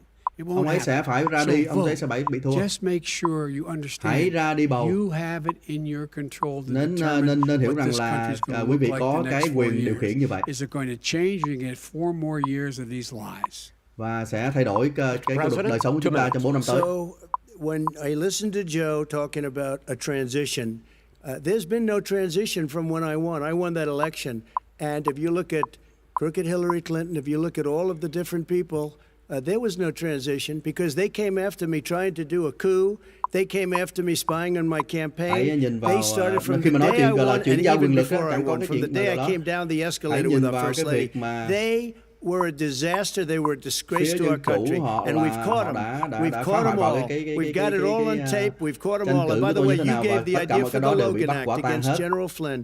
You better take a look at that because we caught you in a sense. And President Obama was sitting in the office. He knew about it too. So don't tell me about a free transition. As far as the ballots are concerned, it's a disaster. Cái chính phủ ông đều biết những cái trò âm mưu đó. Đừng có nói với tôi về cái chuyện mà gọi là chuyển giao quyền lực cách ôn hòa. You're soliciting, you're asking, they send it Nếu back, mà gọi you là send bầu it cử back. bằng thư I did mà that. If bầu you cử have diện an là unsolicited, they're tốt. sending Tức là millions nếu mà of khi nào ballots mà all over quý the vị mà country. không đi There's bầu được mà fraud. đòi hỏi thì ok, nhưng mà còn cái này là trong trường hợp này họ gửi hàng loạt hàng nhiều triệu cái lá phiếu mà không cần thiết. They're being sent all over đã the có place. những cái They sent 2 in a cớ Democrat area. là They sent họ out vứt vào thùng 1,000 rác hoặc ballots. vứt vào Everybody got 2 ra ngoài ballots. và có những chỗ mà họ gửi 2 lá thư, hai cái lá phiếu bầu cho mọi người. It's nice on November 3rd. You're watching and you see who won the election. And I think we're going to do well because tốt people quá are nếu mà really chúng ta có happy thể with biết the được job là we've cái done. ngày But 4 tháng 11 là ai sẽ we thắng. might not know for months. Trong cái trường hợp này thì chúng ta có thể là hàng tháng chúng ta đều không biết. What happened in Manhattan? Take a look at what Hãy happened nhìn in cái gì đã New xảy ra Jersey. với Take a look at Manhattan, what happened với in lại New Virginia Jersey and other places. hay là những They're nơi khác. not losing 2%, 1%, which Họ by the không phải way là is bị too lộn much. An xộn election could be 2-3%. won or lost with that. They're losing 30 Mà and nó lộn 40%. xộn tới It's là a 4-50%. fraud, and it's a Và shame. đó là cái sự And can you gọi là gian imagine lận, where they nhục say nhã. you have to have your ballot in by November 10th. November 10th. That means that's 7 days after Có nơi là nói là the hãy election. gửi In cho theory, cái lá phiếu should tới have been announced. Okay. We ngày have 10 tháng major 11 states đó for that. là một Sir, tuần lễ sau ngày bầu cử rồi. 2 minutes. All run by You're- Democrats. It's Và tất cả những cái nơi đó, những cái nơi lộn xộn đó đều You're gonna be được able điều to khiển bởi continue. thành phố, bởi You have been bởi đảng Dân charging Chủ. for months that mail-in balloting is going to be a disaster. You say it's rigged, that it's going to lead to fraud. But Ông in đã từng nói 2018, nhiều lần the là last cái vấn midterm đề bầu cử election, sẽ bị lộn xộn, 31 bị gian million lận. people voted mail-in voting. That was a quarter, more than a quarter of all the voters that year cast their ballots by mail. Now that millions of mail-in ballots have gone out, what are you going to do about it? And are you counting on the Supreme Court, including a Justice Barrett? Bây giờ đây thì đã nhiều to triệu settle lá any phiếu gửi ra dispute? rồi, ông tính sao, ông có trông đợi vào cái tòa thượng thẩm tối cao để mà giải quyết không? In terms of the election itself. But for the ballots, I think so. Because what's happening is incredible. I just heard, I read today, where at least 1% of the ballots for 2016 were invalidated. They take them, we don't like them, we don't like them. Tôi mới nghe rằng là 2016 đó là 1% là coi như là không có giá trị You do đó. a solicited ballot, No, and no, that's I'm not, okay, I know or your you go and complaint. vote. I'm asking you about the fact that millions of people You go have and vote. You go and No, vote but like what I'm they saying is, what are like you they gonna do used about to. Tôi the kêu gọi là mọi người hãy millions of ra people? đi You bầu. either do, Chris, a solicited ballot where you're sending it in, they're sending it back, and you're sending. They have mailmen with lots of it. Did you see what's going on? Take a look at West có thấy Virginia. không? Mailmen selling the ballots. They're being sold. They're being dumped in rivers. Ông có This thấy is là a có những cái chuyện mà horrible vứt thing for đi our country. những cái lá phiếu không? There is no This is evidence not of going to that. end well. There is Okay. Cái chuyện này sẽ không có kết thúc tốt đẹp đâu. States In fact, have had go ahead, mail-in sir. ballots for the last decade or more, 5, including 2 Republican Cái states. vấn đề And you don't bỏ have phiếu to trong solicit the cả ballot. một It's 10 năm sent qua to you. là đều ok, It's sent to your home. đều What we're saying is, đều tốt they're mà. saying is that it has to be a postmark by the time, by election day. Phải có một If cái it dấu doesn't bưu get điện in till trước the khi mà 7th, cái 8th, ngày 9th, kết it still thúc cái ngày bầu should cử. be counted. He's just afraid of Và tất cả counting những cái the đó đều vote. phải được đếm. You're Ông ấy thì ông wrong. sợ mấy cái lá phiếu đó bị đếm. I want to continue with you on I this, love Vice counting the President vote. Biden. Chris, he's so wrong when he makes a in fact, statement no, like that. excuse me, Vice President Biden, the biggest problem, in fact, over the years with mail-in voting has not been fraud historically.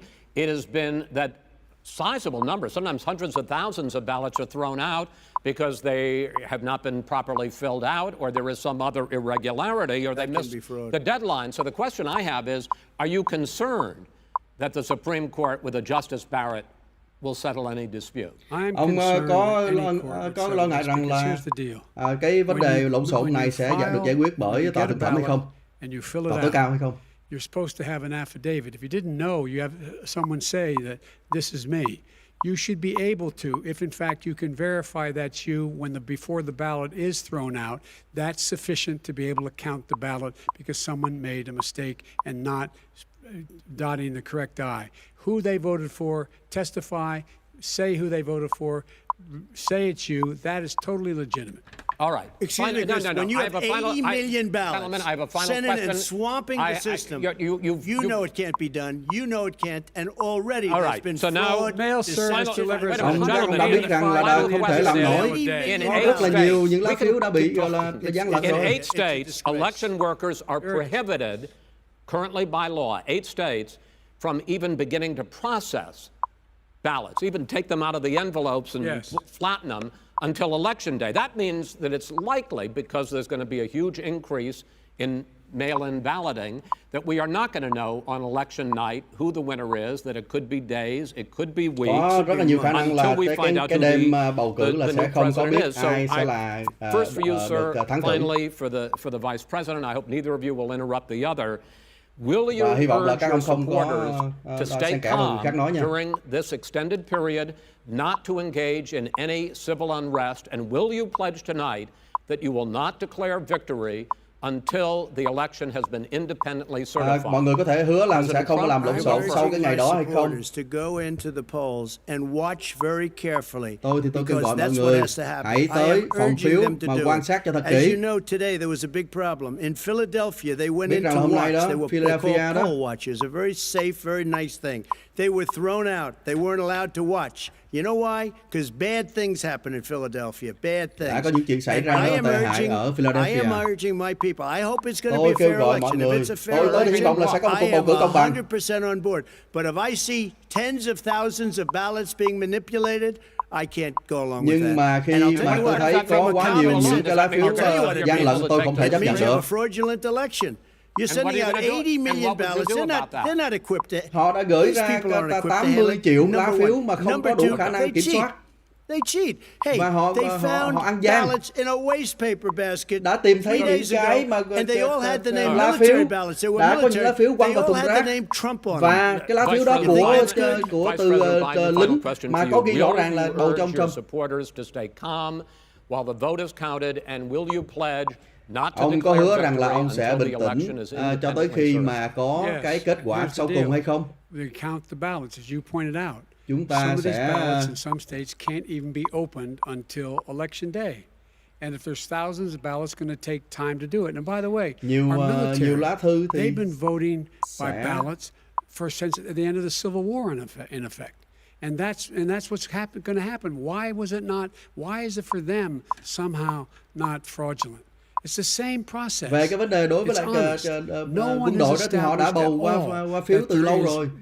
Tại sao lại có thể nói là bị ăn gian được? Somehow it's a fraudulent process. It's already been established. Take a look at Carolyn Maloney's race in Manhattan. You had an opportunity to respond. Go ahead. They have no idea what Vice happened. President Biden, go ahead. He has no idea what he's talking about. Here's Ông the ấy chả biết ông nói gì. The fact is, I will accept it, and he will too. You know why?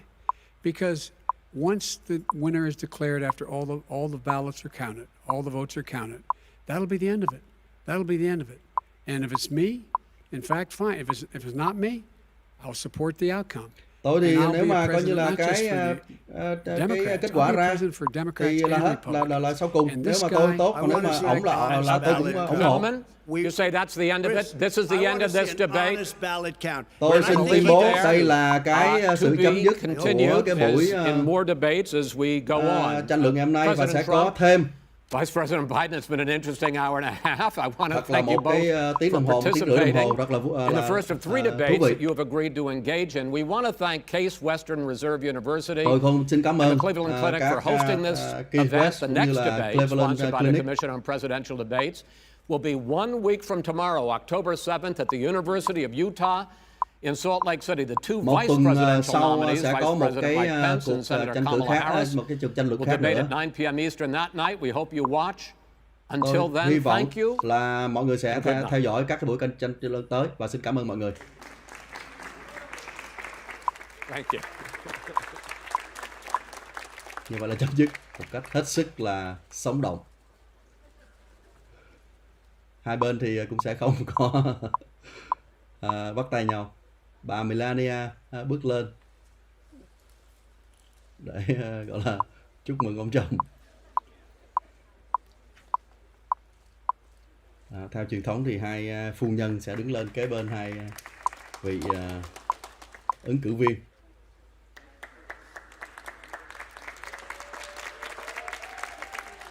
Tóm lại là rất là nhiều những cái đề tài, nhưng mà chúng ta thấy là hai phía cũng đã nói được một phần nào, không hết, tại vì thời gian rất là ngắn gọn. Có người thì bắt đầu la lên chúng tôi yêu ông Trump. Có thể nói là ông ứng cử viên này, ông người điều khiển này gọi là khá là công bằng trong cái buổi ngày hôm nay. Có lẽ là chúng ta sẽ tạm chấm dứt ở đây, và trong ngày mai hoặc là ngày mốt nữa chúng tôi sẽ có những cái người cùng có ý kiến bình luận về cái vấn đề này.